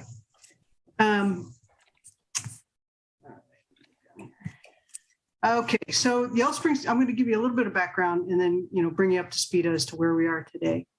The Development Corporation is a nonprofit designated community improvement corporation that was formed in recognition of local economic development opportunities that needed a unifying organization to pull projects and constituencies together for collaboration, planning, and funding. We're a volunteer organization made up of villagers, township residents, elected officials, and citizens working together to get things done. And you can see there some of the things we're permitted under Ohio laws to do. And then this slide just shows our purpose, which is a part of our bylaws. And then our mission, which is kind of more of a refined specific statement that we are trying to live up to. And basically, we need to be focused on economic development, addressing the tax burden, and helping to get more living wage jobs in our region. So this is a list of board members, current board members, and ex officios. Board members are voting members, and ex officios are other representatives who often have a lot of information. They do not vote. And when the Development Corp was formed, we selected member organizations to make sure we also met the 40% elected official requirement. And we also wanted to speak to the economic interests and values of Village and Miami Township. So you'll see your council reps, your township trustee reps, your Clifton rep, school board representatives, who those two positions are open until they have their organizing meeting this year. And we also created a community at large seat to represent the community. As we shift into 2022, we expect to see a couple more community representatives. And I think council's going to talk a little bit about that later on, and maybe in your agenda tonight to address that. And what I mean by that is that if you look at Miami Township as an example, they only have 3 trustees. They cannot have 2 elected trustees at a development court meeting, because then they violate their sunshine laws. Gets into all kinds of fun stuff. So what they have decided to do is they have 1 elected official who's on development corp, and then they designate somebody else to represent the township. And Corey Van Osdal has been that representative. So it's something that council can do. It's something that the school board can do, because those 3 entities have 2 seats at the table. All right. So we have meetings once a month. Typically the first Tuesday, although it seems like about every 2nd or 3rd month, it's on the 2nd Tuesday based on holiday schedules. We're on Zoom, 4:30 p.m. on those Tuesdays until further notice. Same idea, trying to keep everybody safe. We are required to put notice in the Yellow Springs News, which we do the week before our meetings. And we have a new website, YSDC.org. The meeting schedule is listed there. And there's also a general email that you can click on if you want information about the meetings or any other information. Our minutes, agendas, and bylaws and whatnot are also on that website.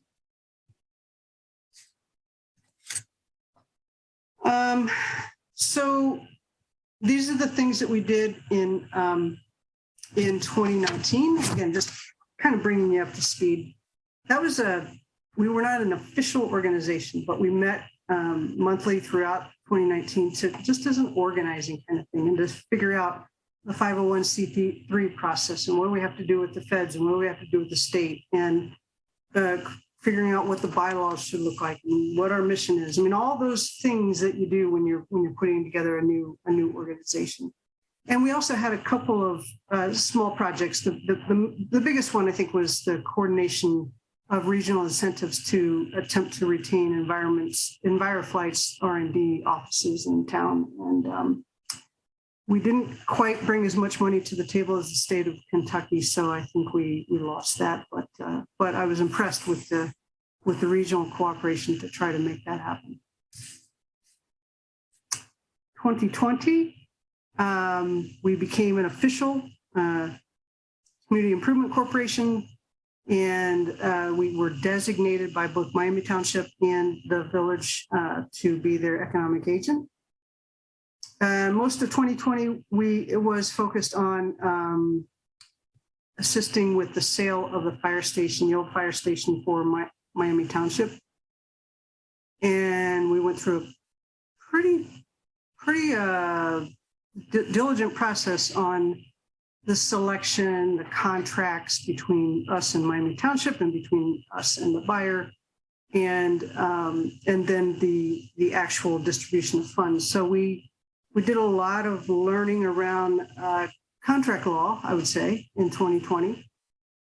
We also then, because of COVID, we were able to secure funds from various sources to distribute loans to businesses.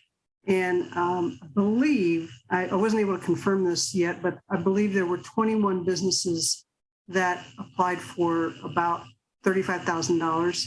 And we had some criteria that if those criteria were met, the loan would be forgiven. And all the loans that we provided were eventually forgiven. So those became essentially grants to local businesses.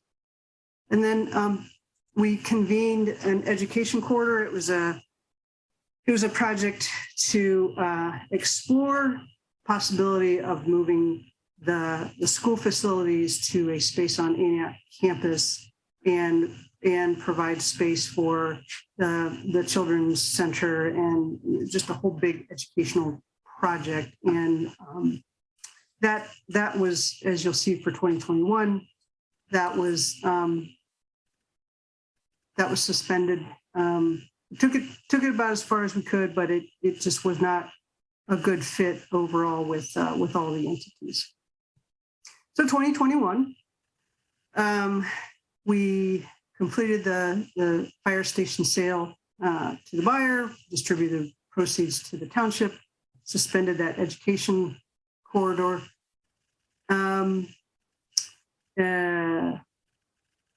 Forgave the last of those business loans. And then we were asked to look into reopening the wellness center. So we conducted due diligence around that. And then, of course, as you know, Antioch College decided that they would be the best suited to go ahead and reopen that.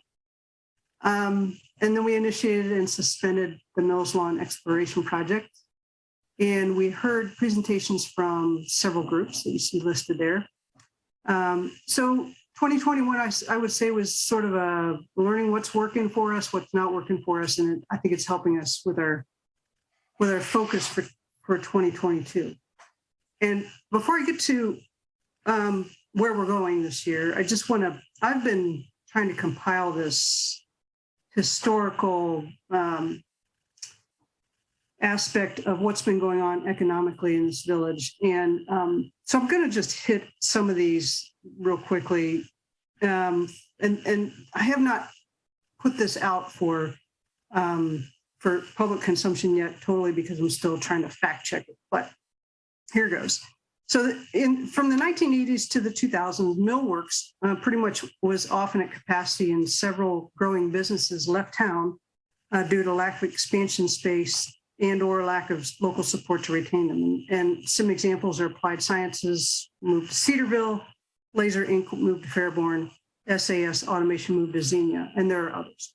So that was something that started happening because there just was not space for these up and coming businesses. And then there were several things that were happening in the business world starting in the early 2000s. Renee, manufacturing operations left town. Antioch Publishing kind of took a major downturn. And so we started to feel the effects of the taxes that we were losing. So a property tax levy passed in 2006 by one vote. And now that's pretty much a renewed levy every year, or every 5 years, that the village relies on for general fund revenue. And then 2009, Michael Schumann did an economic leakage analysis and provided recommendations, which I'd have to go back and look and see what happened to those. But we were starting down this path of, okay, what do we need to do economically? There was a referendum in 2014 to turn down a $1 million loan that the village had negotiated to finish water, sewer lines, and road construction, the CBE, Community rejected that $1 million by about 2/3. So that delayed some work at the CBE. And then we were formed in 2020. So if you look at this kind of pattern, there was this businesses, pressing at the seams of Yellow Springs in the 80s to the 2000s. And then we started to lose these major employers. And then we started to kind of take some baby steps towards economic development, but it feels like we have a lot of opportunity in front of us. And so 2022, I think we're going to be clarifying, prioritizing, and looking at impacts that we can make. We are going to have a pretty significant turnover of officers for 2022. We'll vote on officers at our February meeting.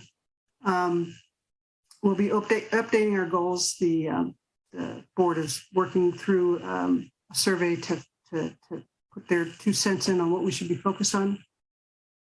We've clarified our values that we want to use when we get projects or initiatives or requests. We've developed an impact investing process that actually could tie into the CASP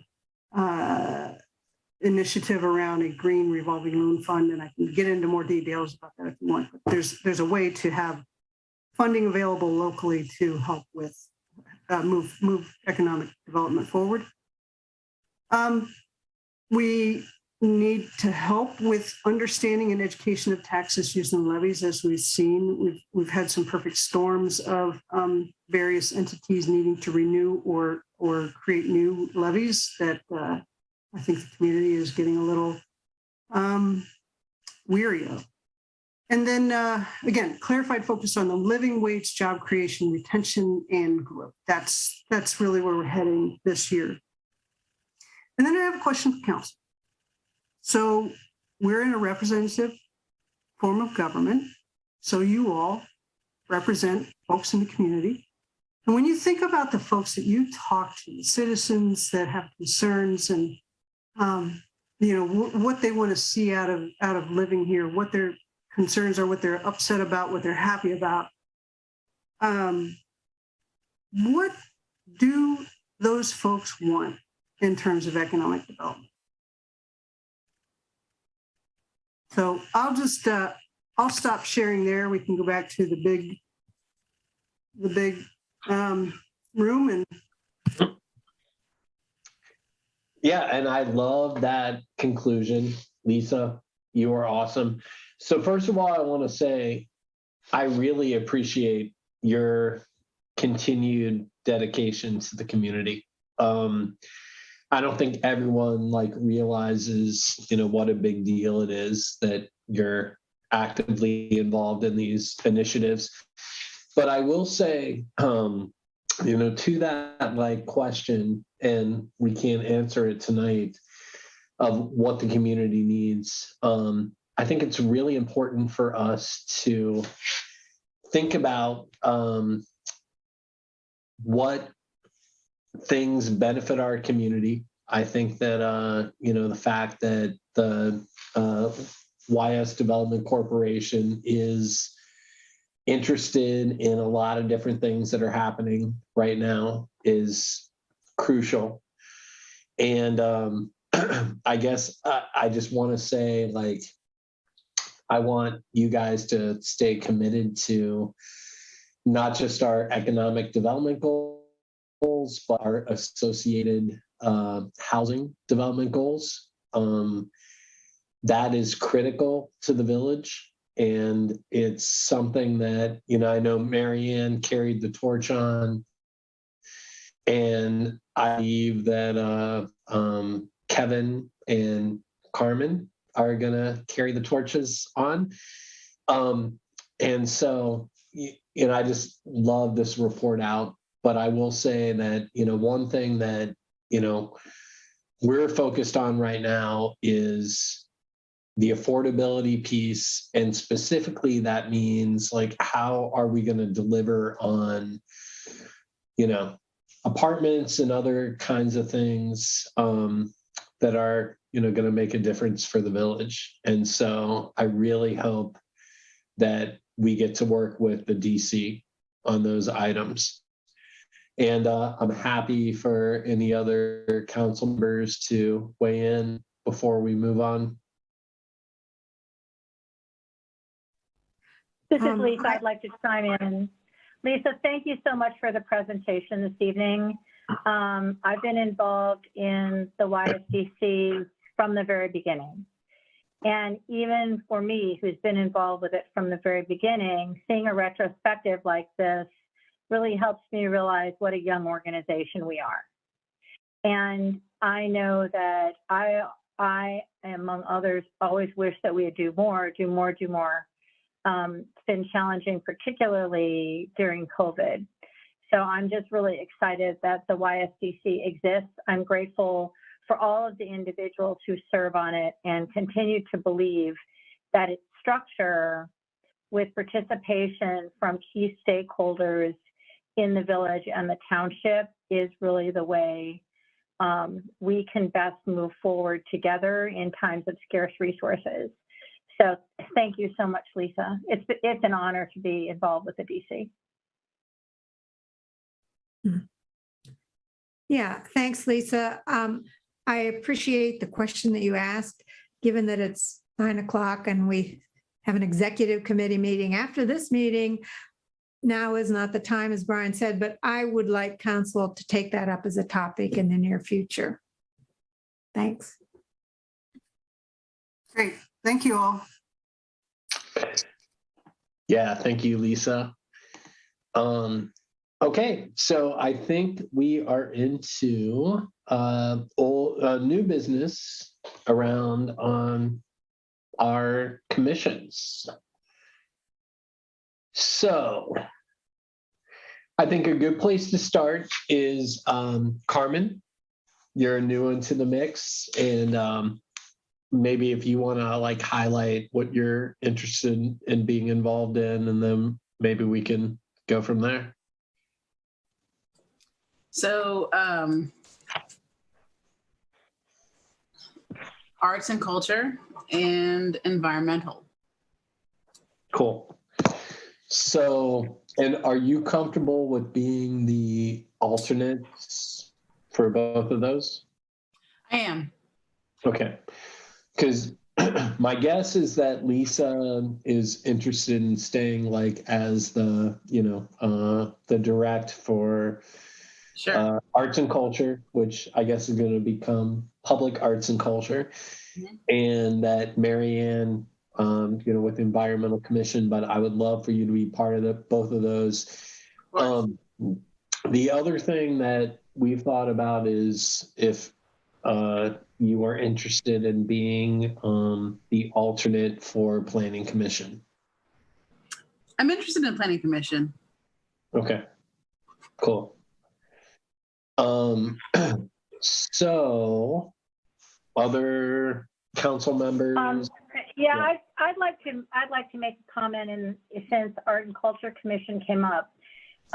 In 2021, we did some really good work re-envisioning how commissions might operate and what additional commissions might be needed. And in some cases, we talked about having commissions where the structure wasn't a primary and alternate, but that the topics were weighty enough that it merited dual participation of 2 council members in all meetings, so that some of the heavy lifting could be done by the council people. And then by the time it came to the total council, you had some assurance that council had a very deep dive. Mm-hmm. One case in point of that would be a new commission of finance. And because of the complexity of the budget and our opportunities to work in finance, at one point we had an investment committee, but I think it's time to get started again with a finance committee. And I think that should have 2 council members. And I would like to serve on that. Perhaps Brian, along with you as president. The other commission that I think could possibly merit continuous participation of 2 council members would be to stand up the Justice System Commission, because it's always a lot of work to stand up a new commission. It's a lot of work. It takes 2 people. And I was wondering, you know, as everyone knows, I've been working on the Citizen Review Board formation. I see that as a separate but related piece of work with the Justice System Commission. So I would be willing to be second or alternate on Justice System Commission, depending on how council moves. And primary on planning, in which case I would be glad to have Carmen step into primary for art and culture, knowing that during a transition period, I would be a very strong liaison managing that transition. Yeah, I love that. Thank you, Lisa. And, you know, I think, you know, Carmen, just in terms of, you know, thinking about things like, yeah, you know, not only would we love for you to be involved in planning commission, but I also think, you know, looking at that arts and culture piece, or public arts and culture, you know, piece would be good. Brian, just Kevin, yes. For sake of argument, and I do think some of the things that we've suggested, I would submit that Carmen would be a good fit for. But I'd like to also just, as a placeholder, if you will, we do acknowledge that the Human Relations Commission has sort of, I don't know that we've officially gone into hiatus, but effectively we are.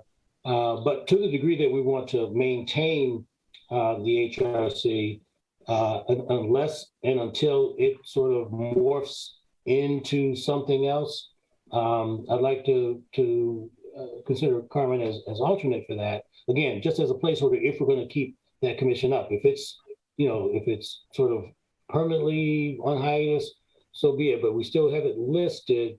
And again, as we sort of re-engineer, if you will, how some of the boards and commissions work, we definitely want to give that some consideration. And if it does remain as a commission, I would think that Carmen would be a good fit for at least liaison to at least fill the spot if we're going to still keep listing HRC. So Kevin, I'm so glad you brought that up. And my thought is, you know, we do have the Justice System Commission on the books. And I would hope that Carmen would be interested in taking the lead on that commission. We haven't talked about it. And so, you know, Carmen, you should weigh in. But I would love for that to like be like a piece of the HRC. And then I also think the Arts and Culture Commission has like, you know, taken on the like, you know, outward facing like public aspect of that. Because, you know, as you know, that's been a commission that's been a challenge, but I guess I would love to hear from Carmen about whether like you feel that, you know, taking on that Justice System Commission, which is on the books, but we haven't like launched, is something you want to do. So. Right. So I'm interested in the Justice System Commission, but I'm also interested in what HRC looks like in that, right? Mm-hmm. So if maybe two like separate things, that could be a thing, or if it's something that's going to be collaborative, that also needs to be looked at for me to be comfortable. So, you know, I'm definitely interested in both of those, but am interested in figuring out what they both look like before I commit. if that makes sense. Yep, it does. Okay. So, Can I suggest with regard to HRC and JS, that might be a topic to finally really truly address at a council retreat, because there's a lot to talk about there. And also, if we keep going like we are, Carmen, we'll just be doing every single commission. You know, I think some of those decisions have to be made about what gets conflated, expanded, separated, which is a lengthy, I mean, I think that's an involved conversation. well, what I do agree is that, you know, we are making some assumptions about what Carmen's interested in. And so, you know, I mean, that's important, but yeah, we have to have that retreat for sure. And so I think that does like relate to, you know, how HRC and, you know, some of these other things weigh in. But I will say there's, you know, a lot of interest in getting the Justice System Committee going. And I think, Carmen, that you want, you know, that to happen. Yes. So, but Judy, you're right. You know, like, you know, we should have like, you know, a more involved conversation. So. I do want to plant another seed. So having been on the Development Commission, the YSDC from its inception, as I mentioned, in the interest of capacity building for council, I'm recommending that we move with the model that the township has, which is rather than having two council members, that we have a council person and a council designee. And I have a recommendation for a person to serve as that council designee. So I don't know if this is the time to talk about that, but I am recommending that when people are thinking in their minds of everything that needs to be covered, that's something that I feel strongly in favor of. So I feel good about bringing that forward, and keeping in mind that it sounds like we're going to have some other conversations around committees. But yeah, Lisa, why don't you talk about that a little bit more? Yeah, I'm interested in having a community member who I think many of you know, named Gary Zamersky, to serve as the council designee. So there would be one council person and Gary. What would be the distinction between the council designee and the other community members on a commission? So it's not a member at large. So for example, the township is Don Hollister and Corey Van Osdale are the two township representatives. Right. Corey is not an at-large member. Corey is a representative on the YSDC of the township. Yeah. My question would be whether the bylaws allow us to do that, because Yes, they do. Of course, the reason the township does it, as Lisa Abel said, is because you can't have two township trustees because the bylaws do. Could we Okay. have this Bylaws, discussion? I really would like this to be moved to our retreat. I'm starting to lose it. Just wanted to plant the seed. Plant it. So everyone can look into it, and yes, the bylaws do. Okay, duly planted. Okay. Thank you. Okay, so I think we have a good sense for where the commission like responsibilities are going to like lay out. Josue needs to know about Miami Valley Regional Planning, so I just want to talk about this. I've been our like main representative, and Josue is the alternate. Is everyone good with that? Okay, so we'll keep that, and yeah, we will move into. I feel like people are ready to finish the meeting. Hey. Yes, go ahead. I want to bring up the Active Transportation Commission. Oh yes, that is on the list. Yes. I don't even know if it ever was a commission. If it was, then it's a revitalization. If it wasn't, to start it. And I don't want to extend the conversation, but I am interested in doing that.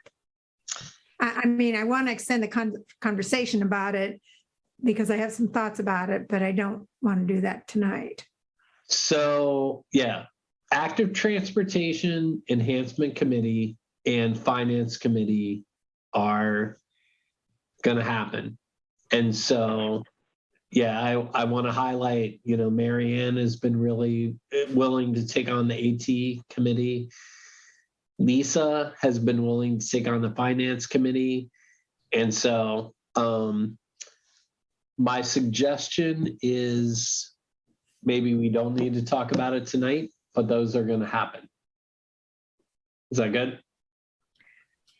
Okay. Yeah, the only thing for me is Art and Culture Commission is tomorrow night.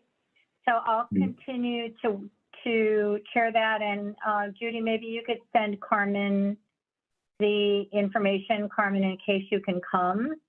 And then Planning Commission is next week. And should I be prepared to step into the lead in Planning Commission? Yes. I've been the alternate. I mean, yes, from my perspective, that's ready to roll out. All right. All right. And Well, who's the so do we secretary? need to, all right. So do we need to make some decisions about this? I see Stokes has his hand up.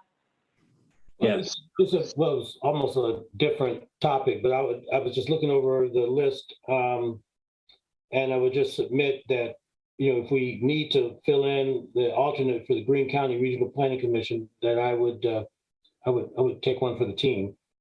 Dude, and I will pass those meetings on to you as much as possible. Oh, wait a minute. What am I getting myself into? Yeah, watch out. Yeah. But that is And a I good guess question. I'm worried with everything that we called Carmen's name on, whether secondary on Planning Commission makes sense. But that's up to Carmen. I just got left. Carmen, what do you think? Point though. Well, go ahead, Carmen, please. No, I'm gonna need at least 30 minutes. Well, So I feel Carmen, to that, comment, should we just wait till the next meeting and then go down the list and confirm, or are you ready to do that tonight? I think that next meeting would make the most sense. Okay. I need to be more informed. So than I can make the Planning Commission meeting, so I'll just go with no second this month. Cool. No. Okay. yeah, and I would just, at first pass, you look at the current list of commissions and liaisons, and Judy, I think you raised a point. I don't think we've put Carmen in as many places yet as Curlis was. That's a simple approach, just do it one for one, but for strategic and other reasons, we're not doing that. But in terms of the number of spots, I don't think we've gotten there yet. But just if I say that's our guardrail, that we stop with that number, but I don't think we've reached it yet. But either way, I think this is a living process. I think it's not a done deal just tonight. I think we'll need some more time to work through it. Well, just to be clear, I think, Carmen, we're talking about you being the lead on Planning Commission, or I'm sorry, the alternate on Planning Commission with Lisa. And I believe we should collapse HRC with the existing arts and culture and other initiatives. And so it'd be great for you to be involved in that. Okay. And then I think otherwise, I don't know. I've also got her at her request as the alternate on Environmental Commission right now. So Which I love. Yeah. And what I can do is just send you out, guys, this updated board and commission list with some blank spots where it's maybe not decided yet and where you seem to have possibly plugged Carmen in, just so you can have it in front of you and think about it to bring back the next time. I think that'll just help wrap your head around the whole list all at once. Right. Can I ask a quickie? We've talked about a retreat. I'm not saying schedule it now, but I'm just saying, are we even going to consider doing anything like a retreat before all of the various Oberer sessions are completed? Which means, a retreat is late February or later. Mhm. Well, that's a great idea. Judy, I guess if we can figure out a retreat before the 10th, that would be good. So I guess send out emails and see what we can do. Wait, did you just say before the 10th? Yep. Okie doke. I mean, I don't know that. But I agree with Kevin. Like, it would be nice if we could talk before that work session on the 10th. So, How many? If 2 hours is feasible for people, I think it's much more doable.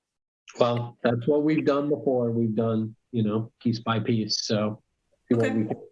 Well, I'll work. Okay. All right. Cool. So, I believe we're going to talk about MLK. So, who's bringing that forward?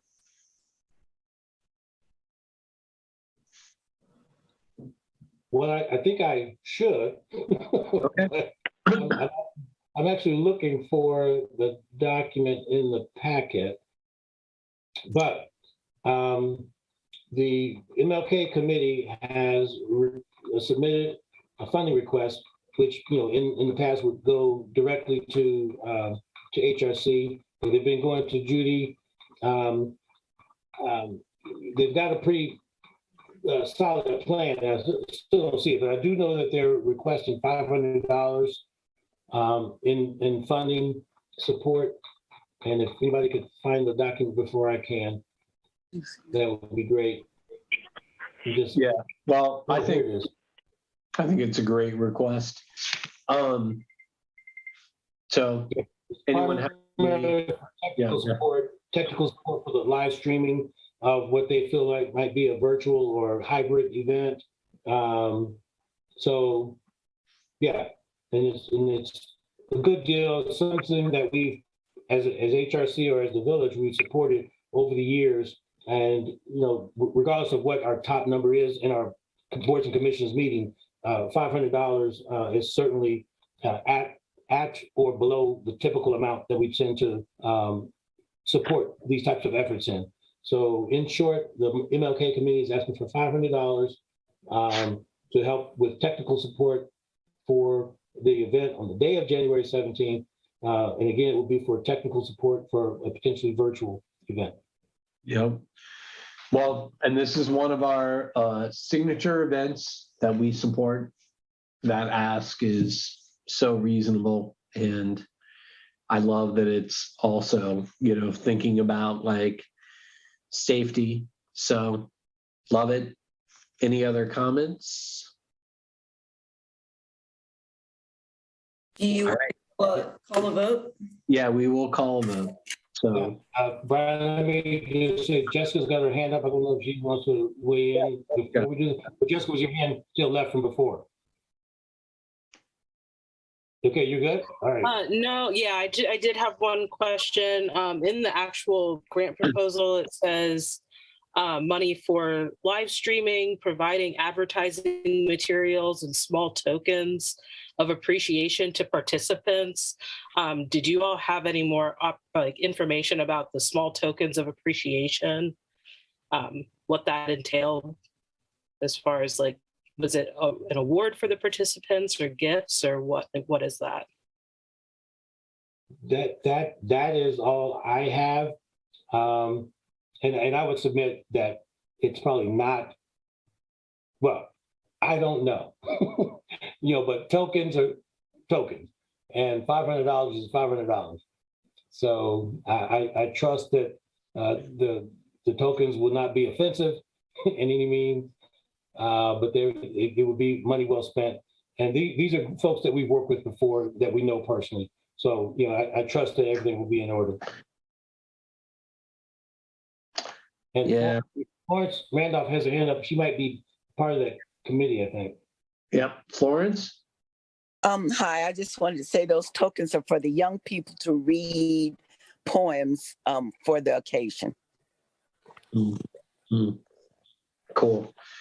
Thanks for clarifying that, because those young people love those little items. So cool.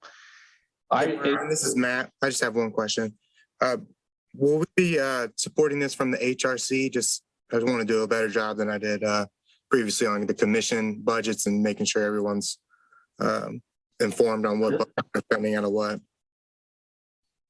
Well, yeah, if you want to separate, in my opinion, go ahead, Brian. Go ahead. I'm sorry. This is going to come from the council budget. So, okay. But it will be the council budget related to commissions. So, okay. Anything else? All right. So Judy, let's call a roll. Okay, so those in favor of supporting this request for $500, Stokes. Yes. Krieger.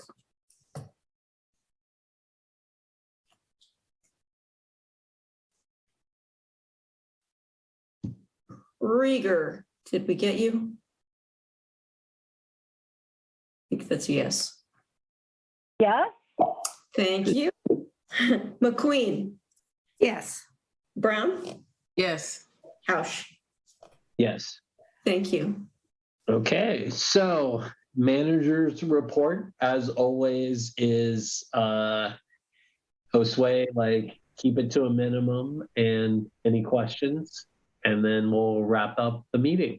So, all right. Thank you, Brian. We are entering, well, for the last reporting period, we were wrapping the year up. So closing out the finances, tying up loose end on projects. So there's a lot of work that the team needs to do and end of the year. So we're working through that for the next 2 weeks, 3 weeks. Actually, Matt may need the rest of the month, as we have to get all W2s, 1099s, all that reporting. So a lot of work going on. So I have more to report at the next reporting session. In the meantime, I'll let you know that the $1.2 million grant for the water projects, that's been fast tracked. So we got our grant agreement that's been signed and sent off. So we'll be moving that pretty quickly. We're doing a lot of planning. We have a lot of grant applications that are due in the next 3 months. And that includes the state's capital appropriations budget. So council members and community members, if you have any ideas for project, please get them to me, and we'll start vetting them and working through them. So a lot of activity for grant opportunities need to happen between now and March. If you have any questions, please don't hesitate to reach out to us. all right, nice report out. Any questions or comments? Yeah. The capital appropriations budget, Josue, I think last meeting there was something I read about that. I think that's what I read about, and it mentioned memorials. And so and I raised the question about whether there was a place where either some more grant funding should be applied for grant, or for any other memorials that we were thinking about at the time. Does that make sense?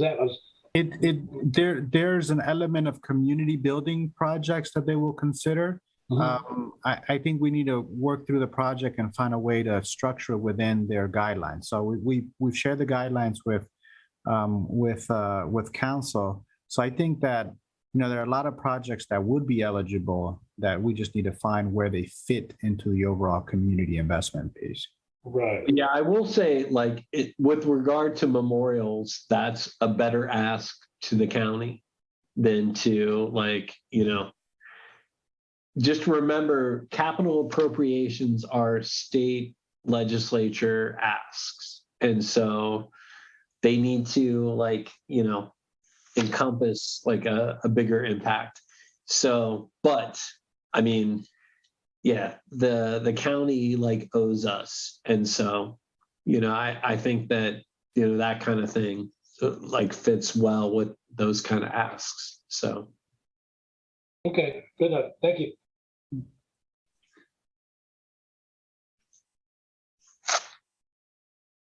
Okay.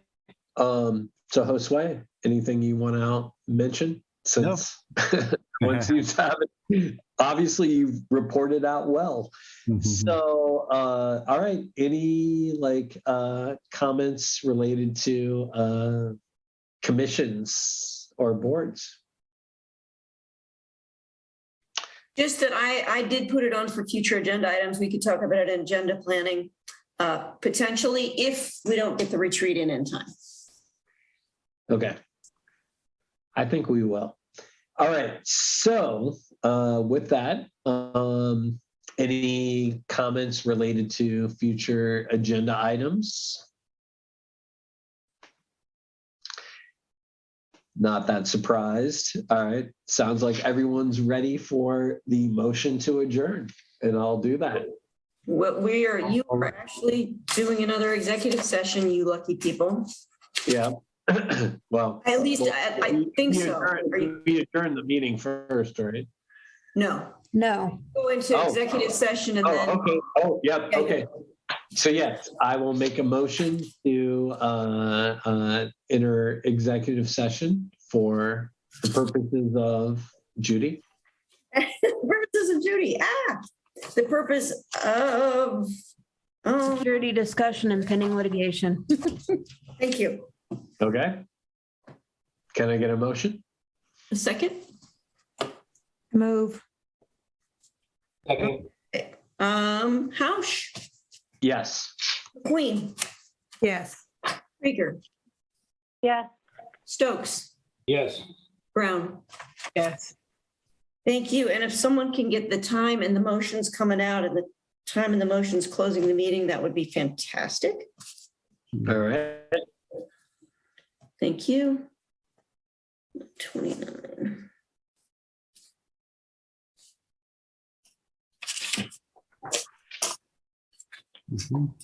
Okay, I'm moving council and Brianne myself to executive session.